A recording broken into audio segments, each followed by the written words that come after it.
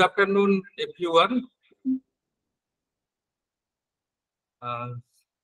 মানুষ বাবু, হ্যাঁ স্যার, স্যারকে কি আমরা পেয়েছি এখনো? মানে স্যার জয়েন করে গেছেন? হ্যাঁ স্যার, জয়েন করে গেছেন। আচ্ছা স্যার জয়েন করে গেছেন। স্যার আপনি একটু কন্ট্যাক্ট করুন মানুষ। আচ্ছা ঠিক আছে। প্রিন্সিপাল স্যার, মানুষ বাবু, আমি আছি, জয়েন করেছি। আচ্ছা আচ্ছা ঠিক আছে ঠিক আছে, থ্যাংক ইউ স্যার। আপনার জন্য অপেক্ষা করছিলাম। না না না, আমি জয়েন করে গেছি। হ্যাঁ স্যার নমস্কার।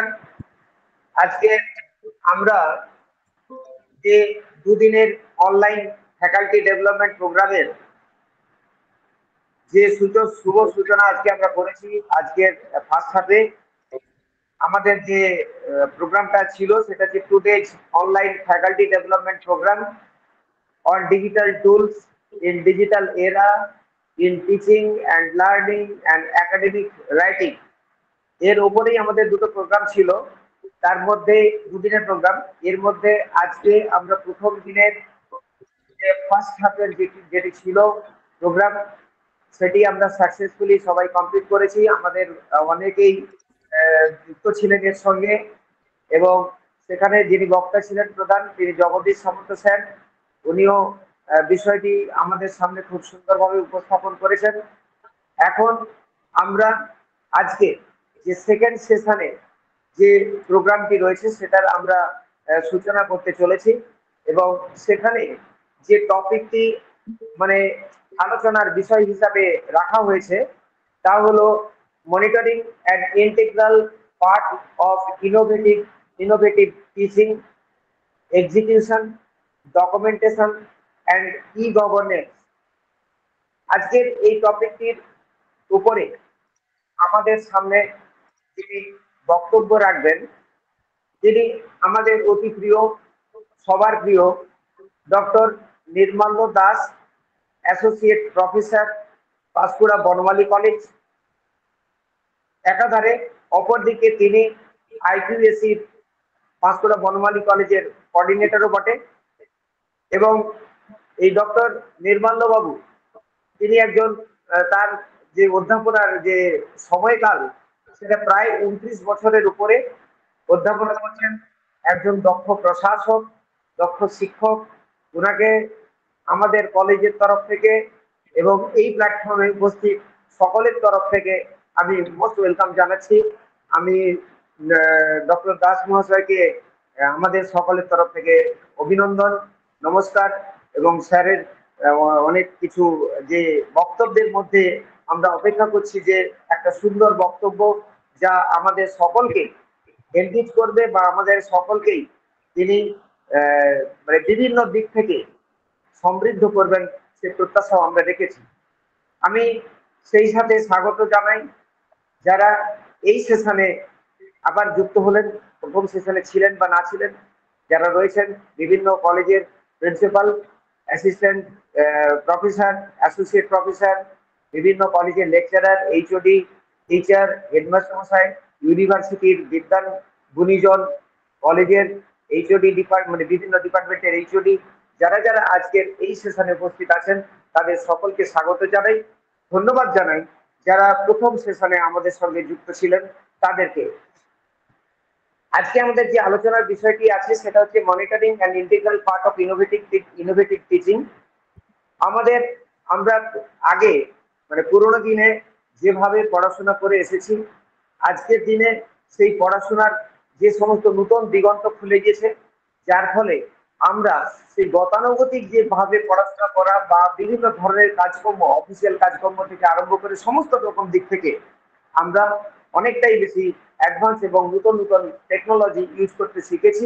যে টেকনোলজি সম্পর্কে আমরা ফার্স্ট সেশনে শুনেছি, সেখানে অনলাইন অ্যাক্সেস ছিল, ডিজিটাল প্ল্যাটফর্ম, বিভিন্ন ধরনের e books, internet, digital tools, AI tools, ChatGPT, Gamma, বিভিন্ন ধরনের টুলস ব্যবহার করে আমরা নিজেদেরকে, অর্থাৎ আমরা এবং ছাত্রছাত্রীরা সবাই আমরা সমৃদ্ধ হতে পারবো, সেরকম কতগুলি দিগন্তের কথা প্রথম সেশনে উল্লেখ করেছি।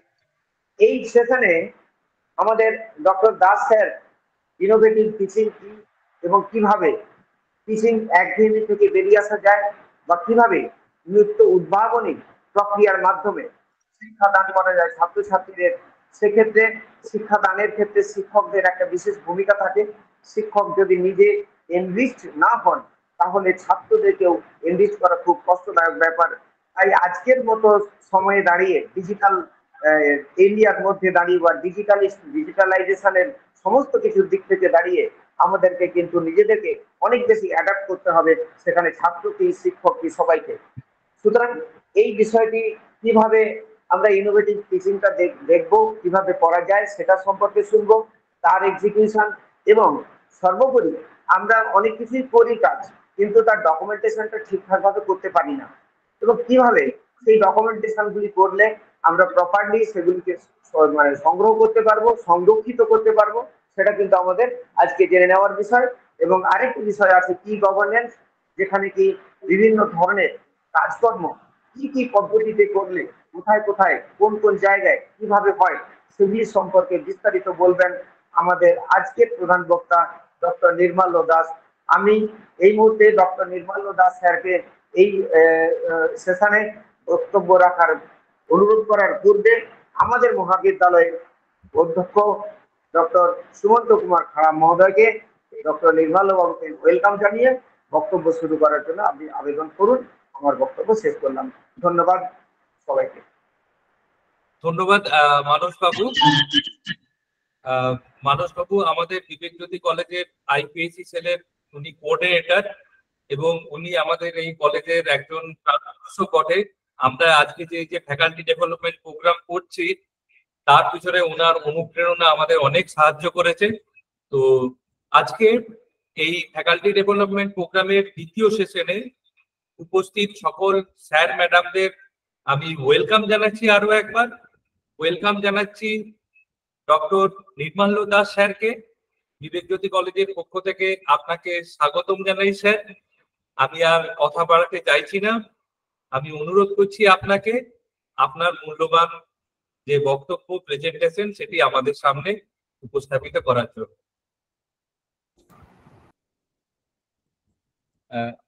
ধন্যবাদ সুমন্ত বাবু, মানস বাবু। আপনারা একটু আমার সম্পর্কে একটু বেশি বললেন আর কি, এতটা না বললেও হয়।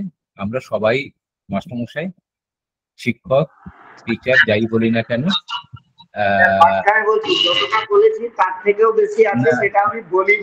না, এবারে আমরা সবাই একটা স্তর পেরিয়ে এসে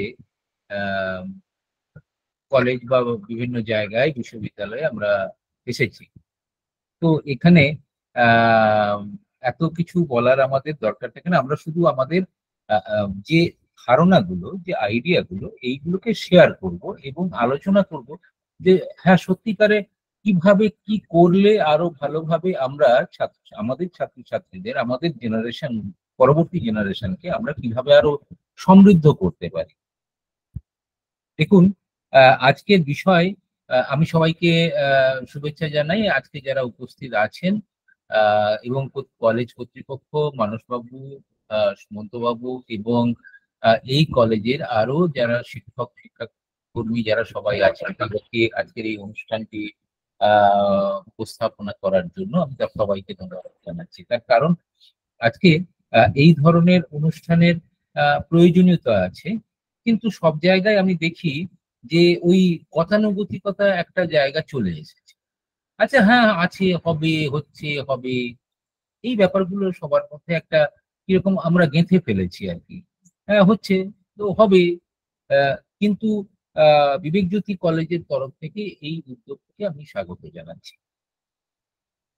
আজকে যেটা আছে, যে বিষয় নিয়ে বলা হয়েছে, সেটা হচ্ছে monitoring and integral part of innovative teaching, execution and documentation, E governance. প্রথমে একটু আমার ব্যক্তিগত অক্ষমতার কথাটা একটু বলে নিই। আমার বাবা অসুস্থ থাকার জন্য আমি ওইভাবে কোনো প্রেজেন্টেশন তৈরি করে বলার অবস্থায় ছিলাম না। তো আমি আমার কিছু ধারণা আপনাদের সঙ্গে শেয়ার করব, আলোচনা করব।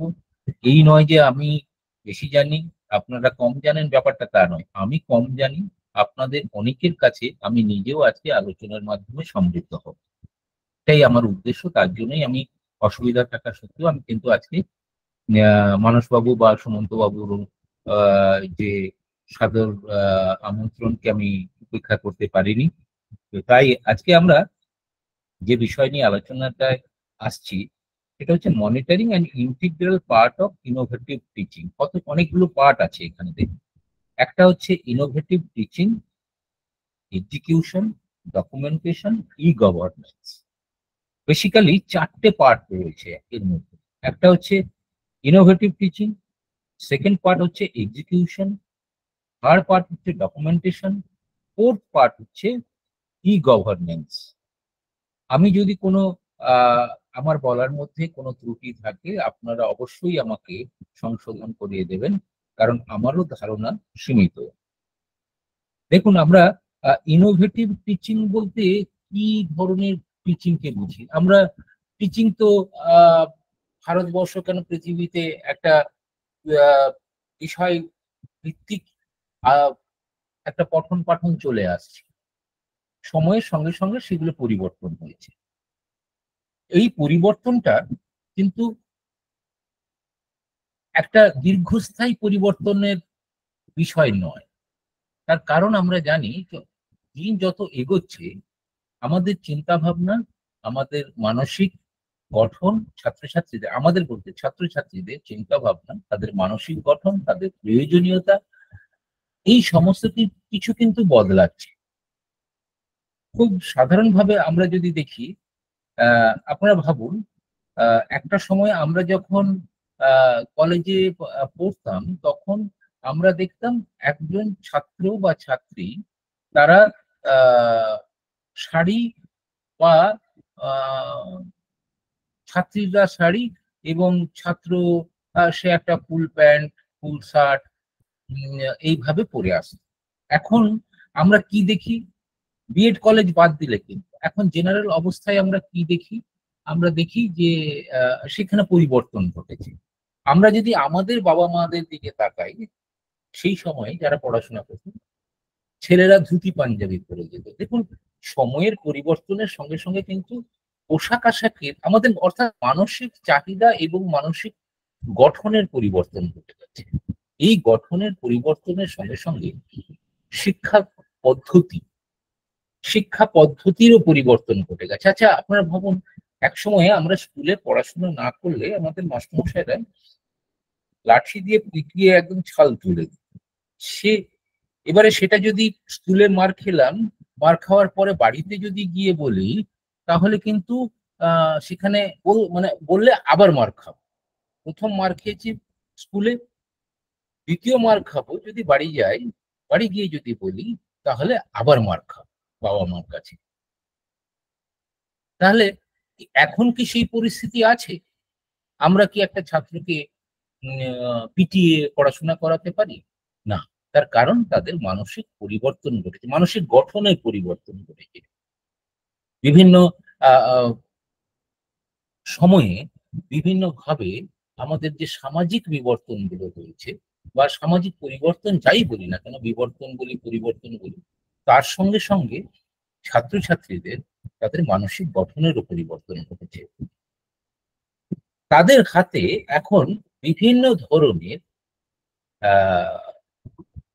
গ্যাজেট রয়েছে যার মাধ্যমে তারা বিভিন্ন কিছু এখন নতুন নতুন জিনিস জানতে পারছে। অতএব এই নয় যে একটা ছাত্র জানে না বা কিছু বুঝতে পারে না বা তার কাছে তথ্য নেই, কারণ সে কিন্তু অনেক অ্যাডভান্স হয়েছে বিভিন্ন মানে টেকনোলজির মাধ্যমে। তাহলে আমি বা আমরা যারা শিক্ষকতা করি বা ওই ছাত্রছাত্রীদেরকে যারা পড়াই, তাহলে আমাদেরও পরিবর্তনের দরকার আছে। কারণ আমি কাকে পড়াচ্ছি, প্রশ্নটা এইখানে, আমি কাকে পড়াচ্ছি, সেই পড়ানোটা কেমন ভাবে হবে এটা সম্পূর্ণভাবে নির্ভর করবে যে সেই জায়গায় তাদের ছাত্রছাত্রীদের মানসিক গঠন, তাদের আর্থসামাজিক পরিবেশ এবং তাদের যে প্রাকৃতিক অবস্থা, কোথায় কি ধরনের আছে অবস্থা।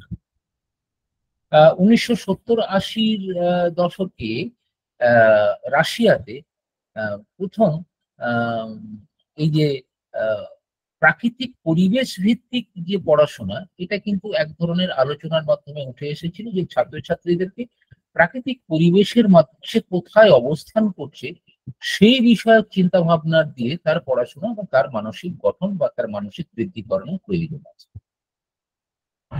কিন্তু পরবর্তীকালে দেখা গেল সেই ধারণাও পাল্টে গেল যত সময় এগোলো।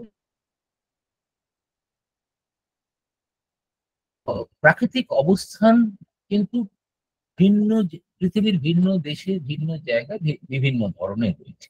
তাহলে আমরা কত ধরনের পরিবর্তন ঘটাবো, কিভাবে পরিবর্তন ঘটাবো, এর কিন্তু চিন্তা ভাবনা আমাদের মনের মধ্যে কিন্তু মানে সমস্ত শিক্ষাবিদদের মধ্যে কিন্তু এই ধরনের চিন্তা ভাবনা কিন্তু রয়ে যাবে।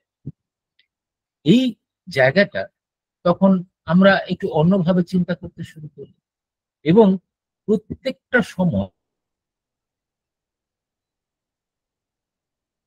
ছাত্রীদেরকে শিক্ষা দান করানো আমরা পদ্ধতি একটার পর একটা নতুন নতুন ভাবে আমরা চলতে মানে শুরু করলাম। তাহলে আপনি বলবেন যে ইনোভেটিভ কি হচ্ছে তা? তাহলে ইনোভেটিভ কথাটা যখন আছে তাহলে একটা ট্র্যাডিশনাল কথাও আছে। তাহলে 10 বছর আগে যে মাধ্যমে যেভাবে আমি পড়াচ্ছিলাম সেটা ছিল ট্র্যাডিশনাল, আর আজকে যে মাধ্যমে যেভাবে পড়াচ্ছি সেটা আরেকটা কিন্তু হলো ইনোভেটিভ। কারণ আজকে আমি নতুন করে পড়াচ্ছি। খুব সাধারণ এই 2 বছর আগে ঘটে যাওয়া ঘটনা। 2020 সালের মার্চের 14 তারিখ থেকে আমাদের সরকার ছুটি ঘোষণা করলো কি না, আমাদের এই করোনা ভাইরাস কোভিড-19 এর যে ঘটনা শুরু হলো তখন স্কুল কলেজ সমস্ত কিছু প্রায় 2 বছরের জন্য বন্ধ করে দেওয়া হলো। এর ফলে আমাদেরকে তাহলে কি সমস্ত শিক্ষাদান পদ্ধতি বন্ধ ছিল তখন, যে মানে ফিজিক্যাল কন্ট্যাক্ট করা যাবে না। তখন আমরা কি করলাম যে নতুন ভাবে ডিজিটাল মিডিয়াকে নিয়ে, অর্থাৎ আমরা এই যে আজকে যেমন ভাবে আমরা আলোচনায় বসেছি গুগল মিটের মাধ্যমে, জুমের মাধ্যমে আমরা ছাত্রছাত্রীদেরকে পাওয়ার পয়েন্ট প্রেজেন্টেশনের মাধ্যমে বিভিন্ন ভাবে আমরা তাদেরকে পড়ানো শুরু করলাম এবং এখন একটা স্বীকৃত জায়গায় পৌঁছে গেছে যে ডিজিটাল মিডিয়া ব্যবহার করে আমরা ছাত্রছাত্রীদেরকে শিক্ষাদান করতে পারব। ছাত্রছাত্রীদেরকে শিক্ষাদান থ্রু ডিজিটাল মিডিয়া, অর্থাৎ এই যে আমরা আজকে যে গুগল মিট ব্যবহার করছি, it's one type of digital media. এই ডিজিটাল মিডিয়া ইউজ করে আমরা কিন্তু পৃথিবীর যে কোনো জায়গায় যে অবস্থান করছে আমরা তার সঙ্গে যোগাযোগের মাধ্যমে সেখানে কিন্তু আমরা তাকে পড়াশোনা করাতে পারি। তাহলে এইটা কিন্তু এক ধরনের ইনোভেটিভ। তাহলে আজ 2 বছর আগে আমরা যেমন ভাবে পড়াচ্ছিলাম সেটাও মানে 2 বছর নয়, আজকে 20 সালে মানে 4 বছর আগেও আমরা জাস্ট 4 ইয়ার্সও নয়, মানে 3.5 ইয়ার্স আমরা যেমন ভাবে পড়াচ্ছিলাম সেটাকে যদি আমরা ট্র্যাডিশনাল বলি, আজকে আমরা ডিজিটাল মিডিয়াতে এসেছি, তাহলে সেটা আমরা ইনোভেটিভ একটা অবস্থানে চলে এলাম। অর্থাৎ নতুন ভাবে পড়ানোর মাধ্যম আমরা বেছে নিলাম ইনোভেটিভ। এটা এই ইউজ অফ ডিজিটাল মিডিয়া, এটা আমরা ইনোভেটিভ একটা জায়গায় পৌঁছে গেলাম। তাহলে এই ইনোভেটিভ টিচিংটার প্রয়োজনটা কোথায়? আমরা যদি দেখি যে পৃথিবীর বিভিন্ন দেশে এখন 2020 সাল থেকে প্রায় 98% হায়ার এডুকেশন ইনস্টিটিউশন তারা কিন্তু ডিজিটাল মোড অ্যাডপ্ট করেছে। আবার যদি তারপরে একটু নিচের দিকে যারা মানে হায়ার সেকেন্ডারি হায়ার সেকেন্ডারি, সেখানে প্রায় 57% বিভিন্ন মানে ছাত্রছাত্রীরা ডিজিটাল মিডিয়া ব্যবহার করছে। আমরা যদি আরো লোয়ার লেভেলে আসি, যদি প্রাইমারি বা ক্লাস 6 পর্যন্ত, সেখানে দেখছি প্রায় 40% স্টুডেন্ট এডুকেশনাল প্ল্যাটফর্ম হিসেবে এই ডিজিটাল মিডিয়াকে ব্যবহার করছে। এইগুলো কেন, মানে এর এর এর বেনিফিটটা কোথায়? দেখুন, এর বেনিফিট এই যে ডিজিটাল মিডিয়া, তার বেনিফিট হচ্ছে আমরা সহজে ছাত্রছাত্রীদের কাছ থেকে পৌঁছতে পারি, সময় কম লাগে এবং আমাদের খরচ কম হয়, বিভিন্ন জায়গায় খরচ কম হয় এবং আমরা তাদের কাছে সহজে বিভিন্ন বিষয় সম্পর্কে আলোচনা করাতে পারি, বিভিন্ন ভাবে তাদের কাছে আমরা পৌঁছে দিতে পারি এবং তাদের আন্ডারস্ট্যান্ডিং গুলোকে বাড়িয়ে দিতে পারি। যেটা আমরা ক্লাসরুমে সরাসরি করতাম, সেটা কিন্তু আমরা এই ডিজিটাল মিডিয়ার মাধ্যমে আমরা তাদেরকে পড়ানোর ব্যবস্থা করি। এই জায়গায় পরবর্তীকালে কিন্তু অনেক প্রশ্ন থেকে গেছে যে ভারতবর্ষের মতো একটা দেশ যেখানে স্কুল বা কলেজ বা যেখানে ছাত্রছাত্রীরা তারা যে আর্থসামাজিক পরিবেশ বা পরিস্থিতি থেকে আসে, যাদের একটা মিড ডে মিল না হলে, যে সমস্ত ছাত্রছাত্রীদের মানে স্কুল ছুটি থাকলে মিড ডে মিল না হলে তাদের দিন চলে না, সেই সব ছাত্রছাত্রীদের কাছে এই ডিজিটাল মিডিয়া কতখানি গ্রহণযোগ্য বা কিভাবে গ্রহণযোগ্য বা কিভাবে তাদের কাছে আমরা তুলে ধরতে পারি, সেটা নিয়ে কিন্তু প্রশ্ন থেকে গেছে। এবারে যত যাই হোক না কেন, আমরা অনেক অবস্থানে অনেকভাবে পিছিয়ে থাকা সত্ত্বেও আমাদেরকে আছে কিন্তু ইনোভেটিভ টিচিং নিয়ে অনেক চিন্তা ভাবনা করতে হচ্ছে। আমরা ইনোভেটিভ টিচিং এ যদি আমরা দেখি যে আমাদের এর উপকারিতা বা কিভাবে করলে ইনোভেটিভ টিচিং মেথড গুলো আমরা আরো ভালোভাবে করতে পারি। যেমন আমরা সাধারণত ক্লাসে বোর্ডে চক ডাস্টার ব্যবহার করে কোনো ইন্টারাক্টিভ প্রসেস অফ টিচিং আমরা কিন্তু করাতে পারতাম। অর্থাৎ কিছু মডেল, কিছু নতুন কিছু ভাবে দেখিয়ে ছাত্রছাত্রীদের কাছে সেটা কিন্তু আমরা ওইভাবে গ্রহণযোগ্য করে তুলে পারতাম না। কিন্তু ইন্টারাক্টিভ ক্লাসরুম অ্যাক্টিভিটিস যেটা আমরা বলি, আপনারা যারা বিএড কলেজে বা এই ধরনের মানে শিক্ষণ যে বিভিন্ন বিষয়ের সঙ্গে যারা আপনারা যুক্ত তারা জানেন যে আমরা ক্লাস অ্যাক্টিভিটি গুলোকে আমরা কিন্তু ইন্টারাক্টিভ মোড অফ টিচিং, অর্থাৎ ছাত্র শিক্ষক সরাসরি যে বিভিন্ন ভাবে যে তাদের মধ্যে ইন্টারাকশন করে যেটা পড়াতে পারতাম, সেটা কিন্তু ফিজিক্যাল মোডে এক ধরনের, আবার কিন্তু আমরা যখন অনলাইনে করি সেটা কিন্তু আরেক ধরনের। এই ইন্টারাক্টিভ মানে যে ইয়েটা হয় যে ক্লাসরুম টিচিং, এখানে কিন্তু দেখা যাচ্ছে ট্র্যাডিশনাল ক্ষেত্রে, একটা ট্র্যাডিশনাল লেসনের ক্ষেত্রে আমরা কি করতাম, আমরা শিক্ষকরা ক্লাসে বুঝিয়ে দিয়ে গেলাম, পড়ে গেল, একটা বিষয় হয়ে গেল। সে কতখানি বুঝলো না বুঝলো সেই জায়গাটা কিন্তু একটা মানে একটা অবকাশ মানে ধন্দ থেকে যাচ্ছিল, তার একটা অবকাশ থাকছে। কিন্তু ইন্টারাক্টিভ মোডে কিন্তু ওয়ান ওয়ে, এটা কিন্তু বোথ। আমরা এই ডিজিটাল মিডিয়া ব্যবহার করে both way of teaching, interactive method, এগুলোকে কিন্তু ব্যবহার করতে পারি। যেমন আমরা ধরুন একটা জিনিস পড়াতে গিয়ে আমার মনে হলো যে এই ধরুন পৃথিবী ঘুরছে, একটা ছোট বাচ্চাকে আমি পড়াচ্ছি যে পৃথিবী সূর্যের চারদিকে ঘুরছে। এটা আমি কি করতাম, আমি একজন ভূগোলের শিক্ষক হিসেবে কি করতাম, একটা সূর্য আঁকতাম, তার চারদিকে একটা গোল মতো একটা কক্ষপথ আঁকতাম এবং সেখানে একটা আমি আরেকটা ছোট্ট গোল করে দেখাতাম যে এটা পৃথিবী, এটা এর চারপাশে এক একটা জায়গায় পয়েন্ট করে করে দেখাচ্ছিলাম যে এইটা ঘুরছে। কিন্তু ডিজিটাল টেকনোলজির মাধ্যমে আমি কিন্তু সরাসরি ছাত্রদের কাছে একটা লাইভ প্রেজেন্টেশন করাতে পারি। এই দেখো সূর্য, আর এই দেখো এটা অটোমেটিক্যালি ঘুরছে এই কক্ষপথ দিয়ে। এই যে প্রেজেন্টেশন গুলো, এগুলো ছাত্রছাত্রীদেরকে অধিক মনোযোগী করতে পারে।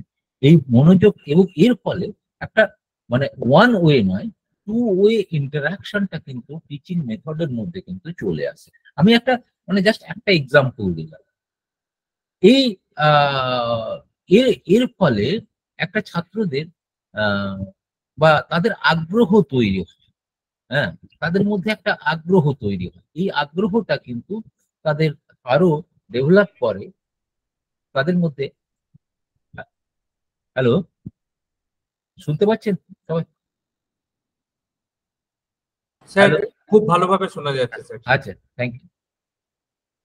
তাহলে দেখুন আমরা আমি একটা ছাত্রকে আমি যে জিনিসটা বোঝাচ্ছিলাম যে পদ্ধতিতে আগে ট্র্যাডিশনাল ওয়েতে, সেটা কিন্তু এই ভার্চুয়াল বা ডিজিটাল মেথডে কিন্তু তাকে আমার কিন্তু পড়ানোটা আরো অনেক নতুন ভাবে এবং অ্যাট্রাকটিভ করে দিচ্ছে।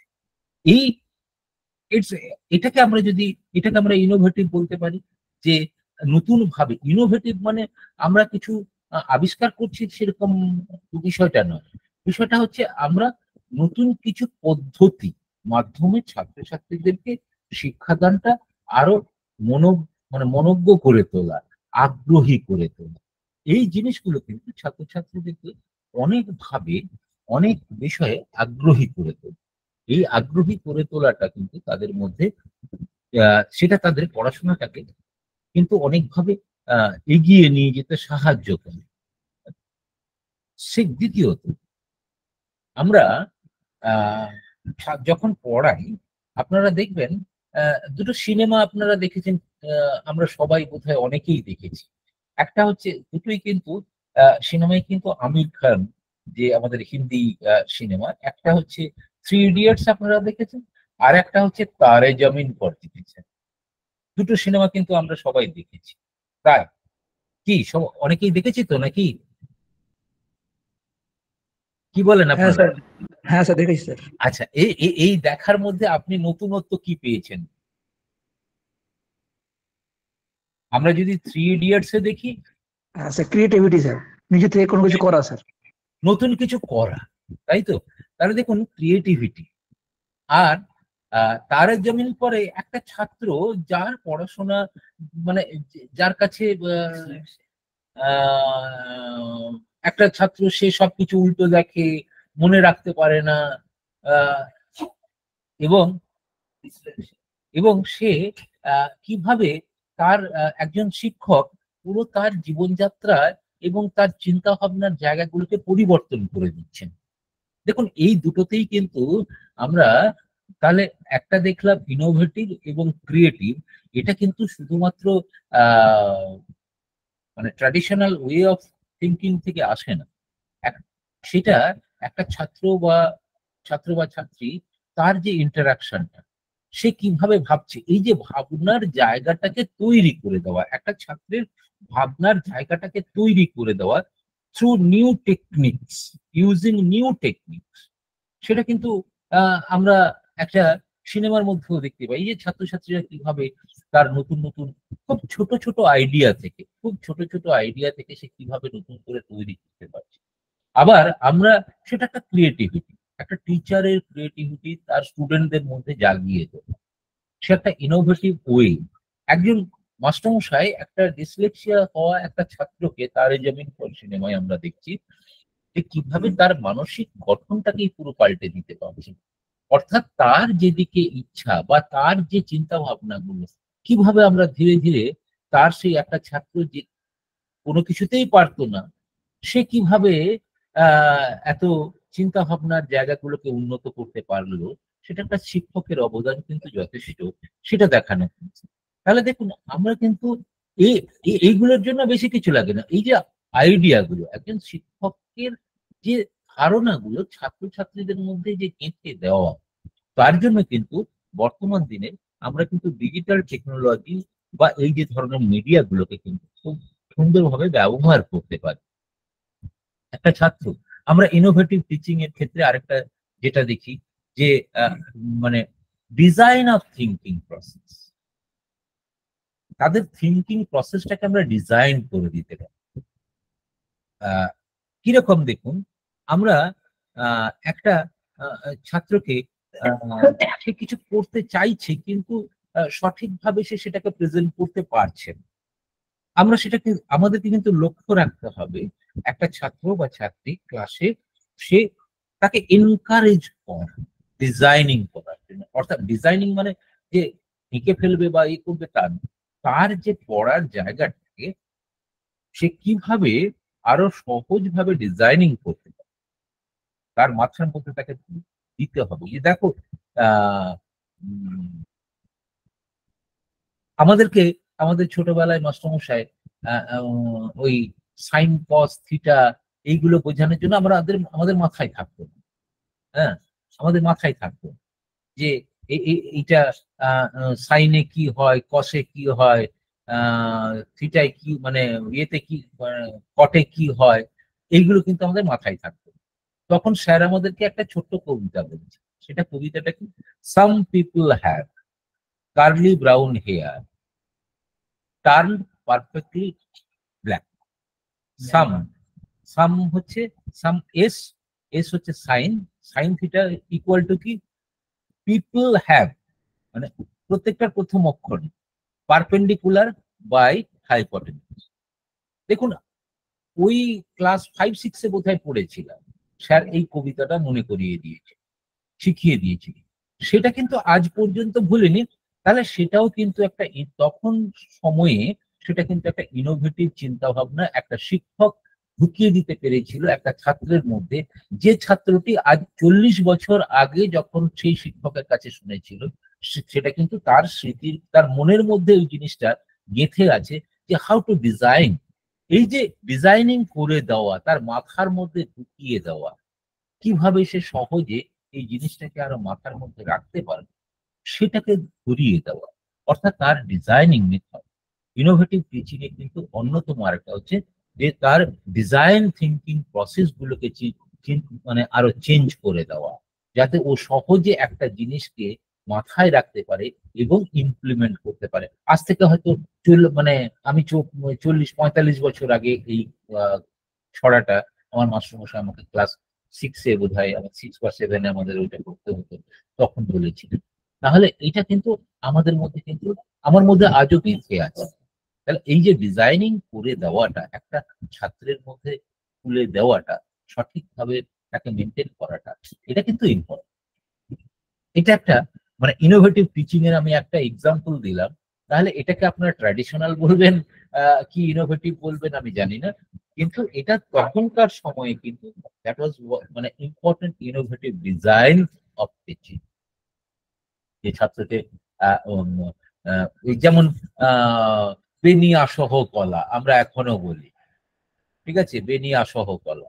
তাহলে দেখুন এটা খুব সিম্পল একটা কথা, কিন্তু আমরা এই কথাটার মধ্যে সবকিছু রঙের ইয়ে পাই, তার ধারণা পায়। তাহলে সহজে একটা জিনিসকে ডিজাইনিং করে দিলে সেটা কিন্তু ছাত্রছাত্রীরা আরো বেশি মানে মনে রাখতে পারে।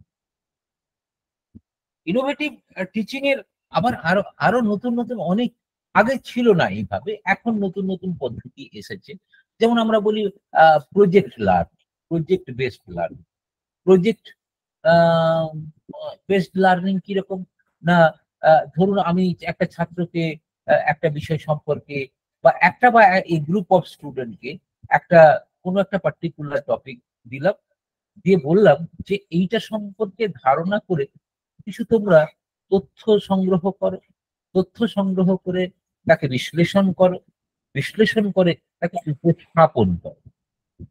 এই এই দেখুন, তাহলে একটা ছোট্ট আমি বললাম যে তোমার ধরুন একটা পুকুরের, বা আমি বাস্তুতন্ত্র পড়াচ্ছি, ইকোসিস্টেম পড়াচ্ছি, আমি বললাম যে দেখো তোমরা তো ইকোসিস্টেম পড়ছো, তাহলে বলো একটা পুকুরের একটা ইকোসিস্টেম, অর্থাৎ পন্ডের একটা ইকোসিস্টেম, তুমি তো তোমার বাড়িতে, মানে গ্রামের ছেলেদেরকে বলি যে তুমি তো একটা পন্ডের ইকোসিস্টেম, ইকোসিস্টেম জিনিসটা কি আমি তাকে আগে বোঝালাম, সে তারপরে সেইটা থেকে বললাম তুমি একটা প্রজেক্ট করো, বা তুমি বা তোমরা 3-4 জন মিলে একটা এটার সম্পর্কে প্রজেক্টটা কি করবে, তাহলে তার সম্পর্কে তথ্য সংগ্রহ করবে, তথ্য সংগ্রহ করে সে দেখবে যে কার সঙ্গে কার সম্পর্ক আছে। এগুলো আমি তাকে তার মাথার মধ্যে ডিজাইন করে দিয়েছি যে এর মধ্যে সম্পর্ক দেখবে, প্রত্যেকে কিভাবে বাঁচছে ওই সিস্টেমে, সেটা তুমি লক্ষ্য করবে এবং তাদের মধ্যে সম্পর্কগুলো দেখাবে, দেখিয়ে সেটাকে উপস্থাপন করবে একটা সুন্দরভাবে লেখা বা প্রেজেন্টেশন যাকে আমরা। এই project based learning A hands on training, এইটা কিন্তু সে আর কোনোদিন ভুলবে না যে ইকোসিস্টেমটা কি জিনিস, কিভাবে হয়, তাদের মধ্যে কি সম্পর্ক থাকে, কে কাকে খাচ্ছে, কে কাকে মারছে, বা কে কিভাবে তার পুরো একটা সাইকেল কিভাবে চলে। হ্যাঁ, এটা কিন্তু, এবং বিভিন্ন পরিবেশে কেমন ভাবে তাদের পার্থক্য হয়, এইগুলো কিন্তু গড়ে ওঠে। এই জায়গাগুলো কিন্তু এই প্রজেক্ট লার্নিং এর মাধ্যমে it's a one type of innovative teaching process, যেটা কিন্তু তাদের হ্যান্ডস অন ট্রেনিং কিন্তু হয়ে যায়, সেটা কিন্তু ও সারা জীবন ও কিন্তু আর ভুলবে না। এছাড়া আমরা দেখি তাদের মধ্যে যে অনুসন্ধিৎসা, আমরা বাংলায় বলি অনুসন্ধিৎসা, ইনকোয়ারি, ইনকোয়ারি বেসড লার্নিং। আমি একটা জিনিস ওদেরকে বলে দিলাম, বললাম যে দেখো তোমরা খুঁজে দেখো যে এর মধ্যে কি আছে। কোন একটা আকর্ষক কিছু কথা বললাম, বলে দেখলাম যে দেখো তো এই আকর্ষণীয় এই এটা কেন হয়, কিভাবে হয়, এটা একটু চিন্তা করো তো, বা তোমরা একটু ভাবনা চিন্তা করো। তার আগে আমি সেই বিষয় সম্পর্কে ওদের একটা ধারণা দিলাম, দিয়ে বললাম যে এটা মানে হাউ, হোয়েন, মানে WH কোশ্চেন রাইজ করানোর জন্য, অর্থাৎ তার মনের মধ্যে একটা অনুসন্ধিৎসা জাগ্রত করার জন্য আমরা কিছু পদ্ধতি অবলম্বন করতে হয়। আমরা ছাত্রছাত্রীদের মধ্যে অনুসন্ধিৎসা, যে একটা বিষয় সম্পর্কে তাদেরকে একটা ধারণা দেওয়ার পরে এর পরে কি হতে পারে এটা তোমাকে বের করতে হবে। এই ধারণার থেকে তার অনুসন্ধিৎসা করার, অর্থাৎ ইনকোয়ারি করার একটা চিন্তা ভাবনার জায়গাটা কিন্তু সে পেয়ে যাচ্ছে। এবং এই অনুসন্ধিৎসা পরবর্তীকালে সে একজন ভালো ছাত্র হোক, রিসার্চার হোক, সে কিন্তু অনেক ভালো জায়গায় তার এই অনুসন্ধিৎসার মানসিকতা।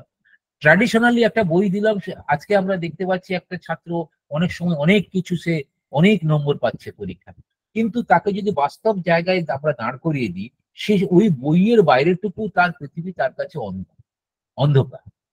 অর্থাৎ আমরা তার মধ্যে ওই অনুসন্ধিৎসার জায়গাটাকে তুলে দিচ্ছি বলেই কিন্তু সে ওই জায়গাটাকে সে তৈরি করতে পারছে, কারণ সে বাস্তবের সঙ্গে যুক্ত হতে পারছে, কারণ তার মানসিক অনুসন্ধিৎসা বৃদ্ধি পাচ্ছে এবং একটা জিনিস থেকে আরেকটা জিনিসের কি সম্পর্ক আছে সেটা সে খুঁজে বার করার চেষ্টা করছে। এটা পরবর্তীকালে কিন্তু একটা ছাত্রের পক্ষে একটা মানে অনুসন্ধিৎসা বৃদ্ধি হওয়া মানে রিসার্চ বা ডেভেলপমেন্টের জায়গাটা তার ছোট থেকে তার মনের মধ্যে কিন্তু ঢুকিয়ে দেওয়া। এইটা হচ্ছে আমরা বলি এনকোয়ারি বেসড লার্নিং। এই এনকোয়ারি বেসড লার্নিং বা অনুসন্ধিৎসামূলক তাদের যে মানসিকতাটাকে গঠন করে, এরপরে আমরা আরো অনেক ইনোভেটিভ টিচিং মেথড আছে, অনেক অনেক আছে। যেমন পিয়ার টিচিং, অর্থাৎ ক্লাসরুমে আমি বললাম প্রত্যেক শনিবার শনিবার, আর আমি ধরুন আমার 50টা ছাত্র আছে, আমি 10টা করে গ্রুপ করে দিলাম যে প্রত্যেক শনিবার শনিবার তোমাদেরকে এই গ্রুপ এই শনিবার এই টপিকের উপরে তোমাদেরকে পড়াতে হবে। এই 5জনকে আমি ঠিক করে দিলাম একটা গ্রুপকে, এবং সেই 5জনকে বললাম যে তোমরা এইটার উপরে, তো তাদেরকে আমি গাইডলাইন দিয়ে দিলাম যে কিভাবে কি করাতে হয় হবে বা এ করতে হবে। অন্য বাকি স্টুডেন্টদেরকে বললাম এই ওরা কিন্তু তোমাদের পড়াবে, তোমাদেরকেও কিন্তু প্রশ্ন করতে হবে। এর ফলে ওদের মধ্যে একটা প্রতিযোগিতা তৈরি হয় যে যারা ক্লাসে বসে থাকছে তারা তাদের বন্ধু বা বান্ধবীকে প্রশ্ন করার, তাহলে প্রশ্ন করতে গেলে তাদেরকে পড়তে হবে। আর যারা পড়াবে যে 5জন বা 10জন, ওই যে গ্রুপটা, তারা কিন্তু আরো বেশি তৈরি হবে যে, কারণ ওরা তো আমাকে অনেক প্রশ্ন করবে আমার বন্ধুরা, হ্যাঁ, আমার মান সম্মান থাকবে না যদি আমি না বলতে পারি। তাহলে এদের মধ্যে কিন্তু একদল প্রশ্ন করা আর একদল প্রশ্নের উত্তর দেওয়া, এই দুটোর জন্য কিন্তু প্রত্যেকেই কিন্তু বিষয় সম্পর্কে আরো অধিক ধারণা তৈরি করবে, আরো বেশি পড়ার চেষ্টা করবে। এইভাবে আমরা কিন্তু ছাত্রছাত্রীদেরকে উদ্বুদ্ধ করতে পারি।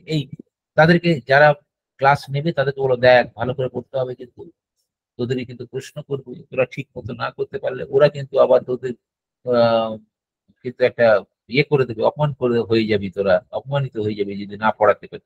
এর মধ্যে এই যে একটা প্রতিযোগিতামূলক যে চিন্তা ভাবনা কিন্তু তাদের মধ্যে গড়ে ওঠে। এর দ্বারা কিন্তু পরবর্তীকালে যারা প্রত্যেকেই যদি ক্লাসরুমে ওই ধরনের ভাবে একটা ব্যবস্থা করে, তাহলে কিন্তু সবার সামনে দাঁড়িয়ে যে প্রেজেন্ট করার যে মানসিকতাটা বা ভয়টা কেটে যাবে, এবং সেই মানসিকতাটা বৃদ্ধি পাবে আর কি এই পিয়ার টিচিং এর মাধ্যমে।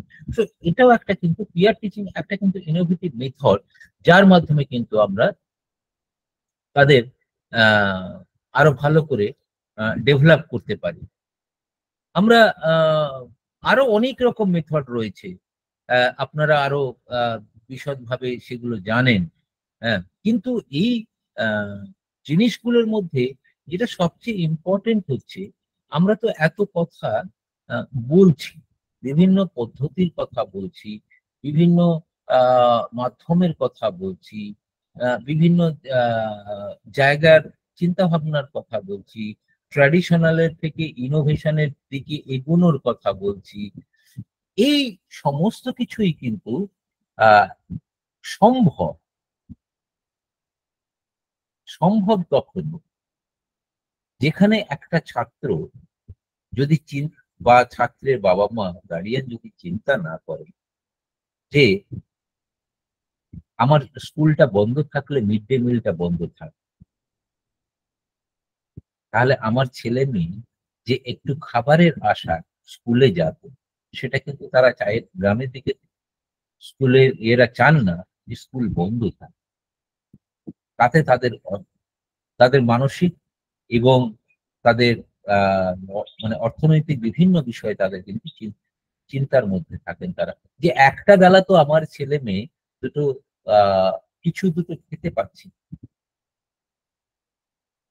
তাহলে এই জায়গায় কিন্তু আমরা অনেক কিছু বললেও কিন্তু, আমরা অনেক কিছু চিন্তা ভাবনা করলেও ইমপ্লিমেন্ট করা, এক্সিকিউট করা সঠিকভাবে যাবে না, যায়ও না। বাস্তব পরিস্থিতিতে শিক্ষক শিক্ষিকারা যারা স্কুলে বা বিভিন্ন ধরনের গ্রামের দিকে বা বিভিন্ন জায়গায় যারা ভারতবর্ষের প্রায় 70% গ্রামীণ এলাকায় যারা শিক্ষকতা করেন, তাদের পক্ষে এই যে আমরা ইনোভেটিভ অনেক কিছু কথা বলছি, ডিজিটাল মিডিয়া, ডিজিটাল টেকনোলজি, অনেক কিছু কথা বলছি, সেটা কিন্তু এক্সিকিউশন হয়ে ওঠে।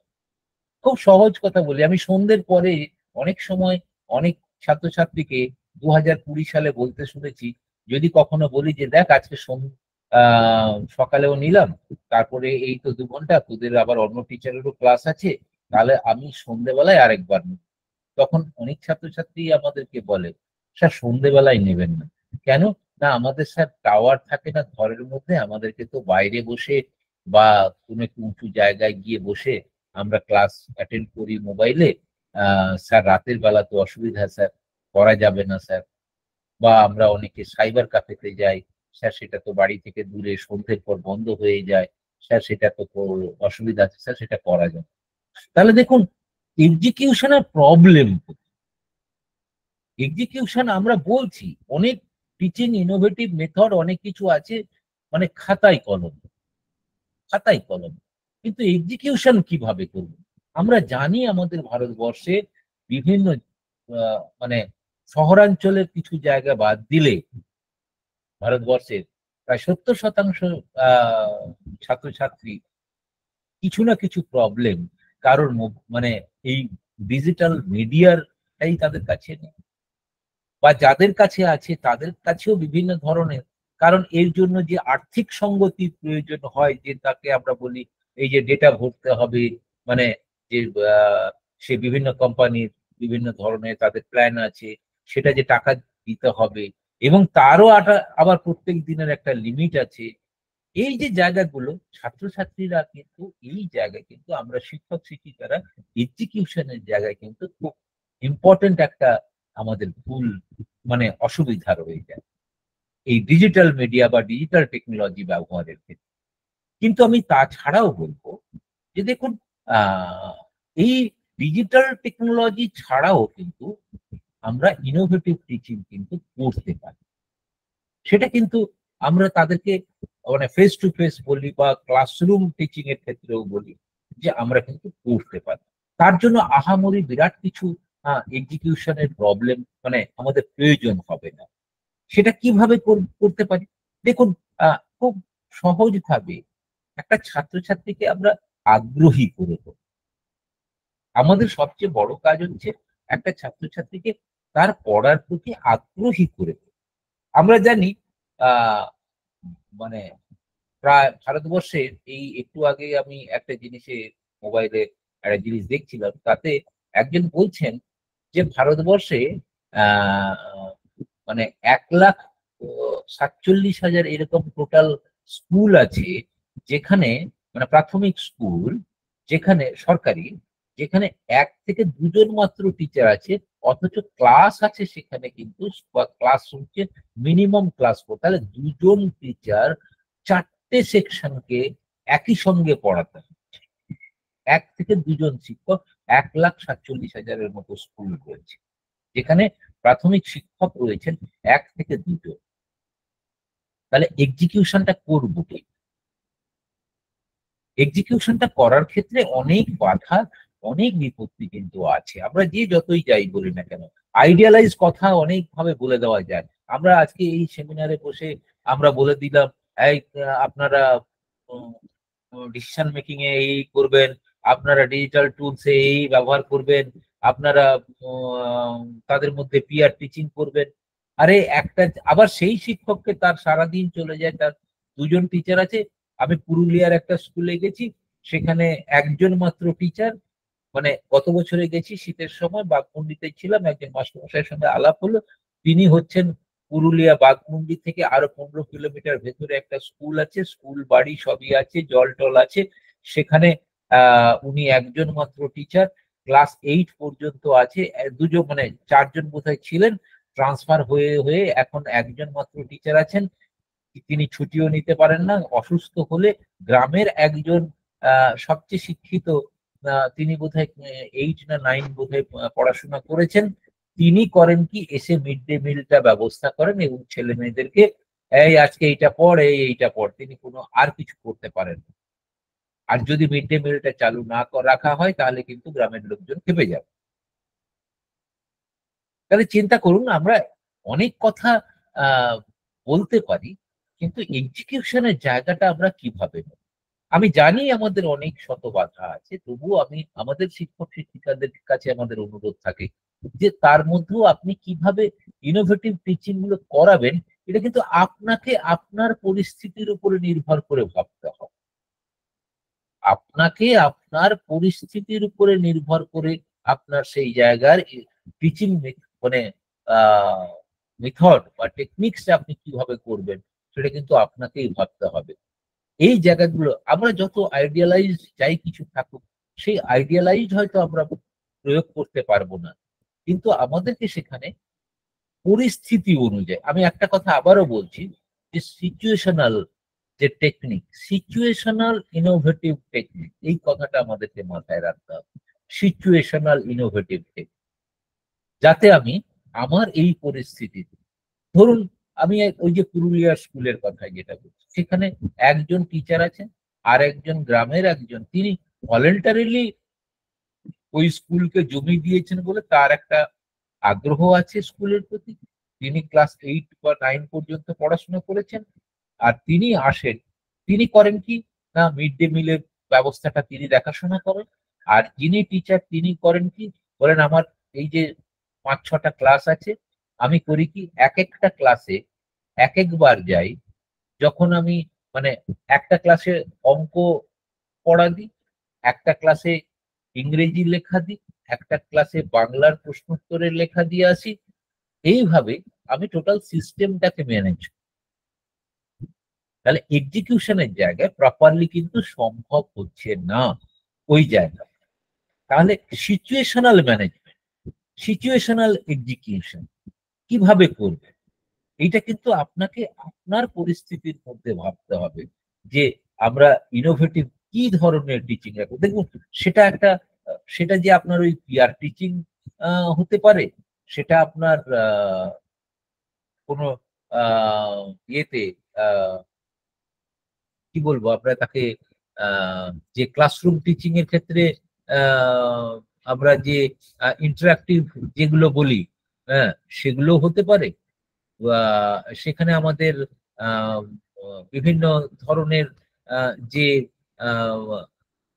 ভার্চুয়াল হয়তো সম্ভব হবে না, হ্যাঁ, যে ইন্টারাক্টিভ লেসন হতে পারে, যা কিছু হতে পারে। আপনাকে ভাবতে হবে আপনার ওই জায়গায়। আমরা এআই, চ্যাট জিপিটি, অনেক কিছু বড় বড় কথা কিন্তু আমরা চিন্তা ভাবনা ডিজিটাল টেকনোলজি, ডিজিটাল সলিউশনের মধ্যে আসি, হ্যাঁ, কিন্তু দেখা গেছে যে আপনি যেখানে একটা ছেলে মিড ডে মিল খেতে আসছে, তাকে আপনি এআই কি বলবেন, চ্যাট জিপিটি কি বলবেন? দেখুন, আমরা সবাই গিয়ে ওই জায়গাটায় কিন্তু আটকে যায়। আমরা সবাই গিয়ে, আমি এআই জানলেও কি চ্যাট জিপিটি জানলেও একটা ছাত্র যেখানে মিড ডে মিল খেতে আসার চিন্তা ভাবনা নিয়ে স্কুলে আসছে, আমি সেখানে কি শেখাবো? এটা আমাদের ভারতবর্ষের বহুল মানে অনেক এলাকারই এই চিত্র। তাহলে আমি সেখানে কি ইনোভেটিভ টিচিং? আমার বক্তব্য সেই জায়গায় যে সিচুয়েশনাল ইনোভেটিভ টেকনিক্স ব্যবহার করুন। আপনার তার মধ্যে এগুলো কিছু আসবেই না। খেলার মাধ্যমে যে পড়া, খেলার মাধ্যমে পড়া, এই যে বিভিন্ন আমরা যে অবস্থানগুলো, এগুলো কিন্তু দেখুন এর মধ্যে একটাও না পড়তে পারে। এই যে আমরা সব যে সমস্ত বড় বড় লেকচার বা আমরা যেগুলো দিচ্ছি, আমিও বলছি, আমরা অনেকেই বলে থাকি, আমি বলি তাদের কাছে অনুরোধ থাকে যে না, আপনি এটা করবেন না, আপনি সিচুয়েশনাল, আপনার অ্যাভেলেবিলিটির উপরে নির্ভর করে সেটাকে ডেভেলপ করেন। তা না হলে তাই যদি হয়, আপনারা দেখবেন বহু জায়গায় ছাত্রছাত্রীদের বিভিন্ন ধরনের এই যে innovative techniques, innovative idea classroom teaching এর ক্ষেত্রে বা তার বাইরেও টিচিং এর ক্ষেত্রে, নট অনলি ক্লাসরুম টিচিং, তার বাইরের ক্ষেত্রেও কিন্তু অনেক বেশি প্রভাব ফেলে।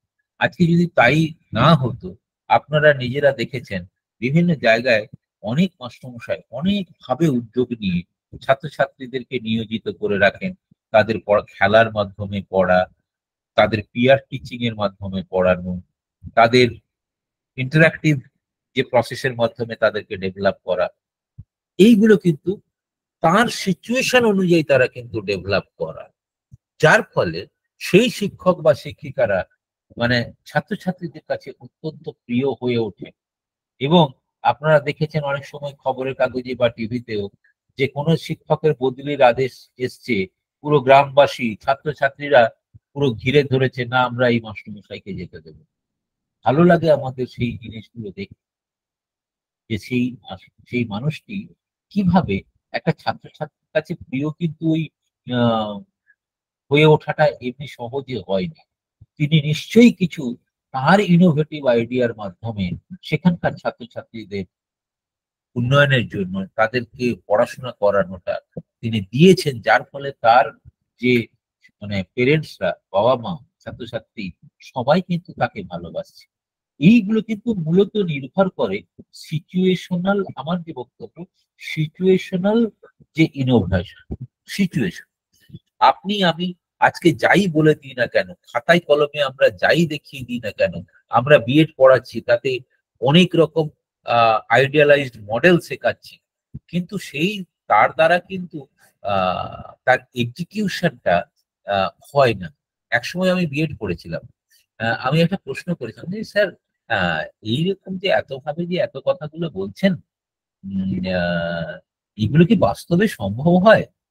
তো তখন আমাকে আমার স্যার বলেছিলেন যে দেখুন, এগুলো তো আইডিয়ালাইজড মেথড, এগুলো আপনার মাথার মধ্যে থাকবে, এইগুলো তুমি মাথার মধ্যে নিয়ে যাবে, এক্সিকিউশন করতে গিয়ে তুমি দেখবে যে তুমি তোমার মতো করে ওই সিচুয়েশনে কোনটা প্রয়োজন সেইটা তোমাকে ঠিক করতে হবে, এবং যেটা যে সিচুয়েশনে যেমন ভাবে প্রয়োজন তোমাকে সেইভাবে কিন্তু তার এক্সিকিউট করতে হবে। এই আমি এটা বলে দিলাম মানে এটাই তুমি গিয়ে করবে, এটা কিন্তু নয়। এগুলো এক এক ধরনের ধারণা, যে ধারণার দ্বারা আমরা নিজেদেরকে সমৃদ্ধ করছি। আমরা আমাদের ব্যাকগ্রাউন্ডে এটা থাকবে, আমরা এই বিষয়ে সমৃদ্ধ হলাম, কিন্তু এইটা এই নয় যে আমাকে ওইটাই করতে হবে, আমাকে যে ওইটাই করতে হবে। এই ব্যাপারে আপনারা জানেন 2020 সালে এনইপি, নিউ এডুকেশন পলিসি তৈরি হয়েছে, যে ইনোভেটিভ আমাদের ভারতবর্ষে এনইপি, আমরা এনইপি 2020 নামে জানি, যেটা হচ্ছে নিউ এডুকেশন পলিসি 2020। এই এনইপি সিস্টেমে কিন্তু পার্টিকুলারলি বলে দেওয়া হয়েছে যে ইনোভেটিভ প্যাডাগজি, এই যে আমরা বিএড এর ক্ষেত্রে খুব ইম্পর্টেন্ট একটা টার্ম ব্যবহার করি সবসময়, পেডাগজি, অর্থাৎ ফ্রেমওয়ার্ক।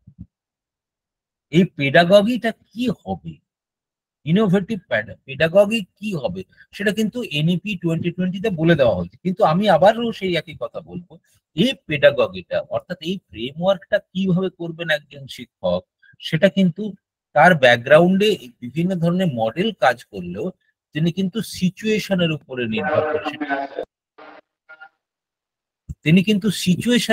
নির্ভর করে তৈরি করবেন যে পেডাগগিটা কেমন হবে।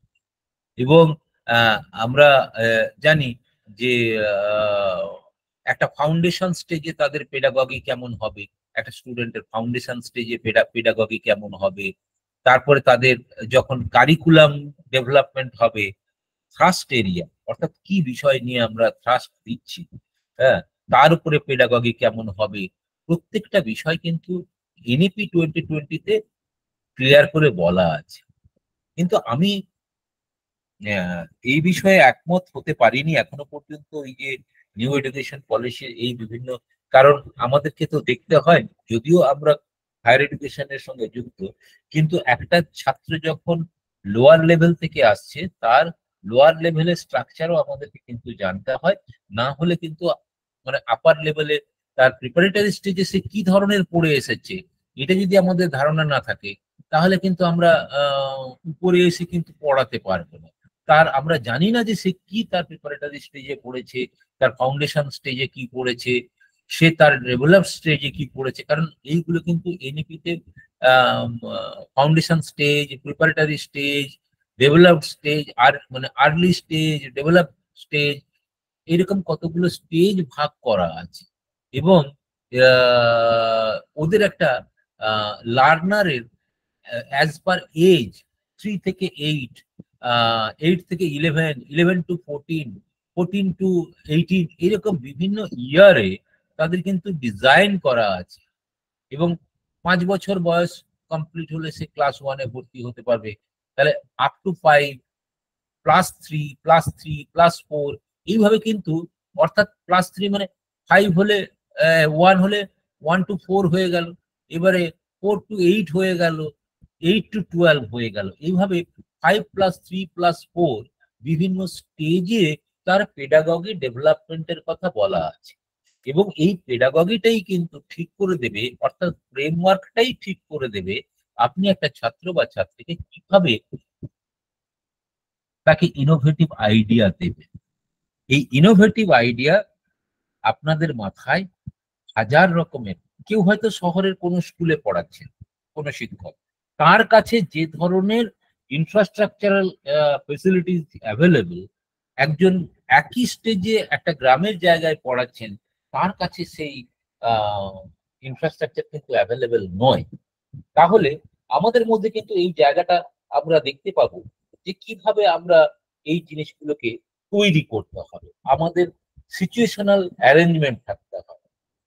এইভাবে কিন্তু আমরা কিন্তু তার যে ইনোভেটিভ আইডিয়াগুলো, এই ইনোভেটিভ আইডিয়াগুলোকে আমরা কিন্তু ব্যবহার করতে পারি বা মানে আমরা এক্সিকিউট করতে পারি। এই এক্সিকিউশনের জায়গাগুলোতে আমাদের যত সমস্যা, ভারতবর্ষের ক্ষেত্রে সবচেয়ে যেটা বড় সমস্যা হচ্ছে এক্সিকিউশন। আবার আপনি নতুন কোনো চিন্তা ভাবনা দিয়ে নতুন ভাবে পড়াতে গেলেন, তখন সেখানে বলা হবে যে এ মাস্টার বেশি জানে, এ বেশি বোঝে, এরকম হচ্ছে। সবচেয়ে আরো মজা হয় আর হয়েছে, মানে আজ থেকে 15-16 বছর আগে আমার ছেলে তখন ছোট, যে স্কুলে পড়ে, তো এই পেরেন্ট টিচার্স মিটিং হয়, গার্ডিয়ানস মিটিং, তো গেছি একবার। তো গিয়ে আমি বলেছি যে, তখন ছেলে ক্লাস 1-2 পড়ে, তা আমি বলেছি যে দেখুন, আপনারা তো শহরে এইসব ছেলেমেয়েরা থাকে, এদের একদিন করে আপনারা খেলার ক্লাস রেখেছেন, এটাকে সপ্তাহে 3 দিন করে, 3 দিন করে 2টো করে ক্লাস, এবং সেই খেলার মাধ্যমে আপনারা ওদেরকে একটু গাইডলাইন দিই, খেলার মাধ্যমেই ওদেরকে দেখুন আগ্রহ বাড়ে। তখন একজন গার্ডিয়ান আমাকে বলেন, দূর মশাই, ওদের সিলেবাস শেষ হবে না, অমুক হবে না, তমুক হবে না, হ্যাঁ, আপনি এইসব বোঝেন না, এইসব কথা বলেন। হ্যাঁ, আমি তখন মনে মনে ভাবলাম, হ্যাঁ সত্যি আমি কম বুঝি, তবে এইটুকু বুঝি, শহরে যারা থাকে ছেলে মেয়েগুলো, তারা খেলার স্কোপ পায় না, স্কুলের মাঠটা তাদের কাছে আরো আগ্রহী হবে পড়াশোনায়, যদি ওদেরকে খেলার সময়টা বাড়ে। দেখুন, বিভিন্ন সিচুয়েশনে আমাদেরকে এই চিন্তা ভাবনার জায়গাগুলোকে, এক্সিকিউশনের জায়গাগুলোকে আমাদের ভাবতে হবে। এরপরে যেটা আপনাদের মানে এই যে আজকের যে আমাদের আলোচনার বিষয় যেটা, সেটা হচ্ছে ই গভর্নেন্স। ই গভর্নেন্স, আপনারা গভর্নেন্স কথাটা জানেন যে পরিচালন করা। আগে আমরা যে একটা কথা জানতাম, good governance. Good governance, good governance মানে ভালো পরিচালন ব্যবস্থা, গুড গভর্নেন্স। এখন সেটা হয়েছে তার থেকে আরো একটা টার্ম এসছে, ই গভর্নেন্স। ই গভর্নেন্স অর্থাৎ তথ্যমূলক ডকুমেন্টেশন। আমরা অনেক কিছুই করা, অনেক কিছুই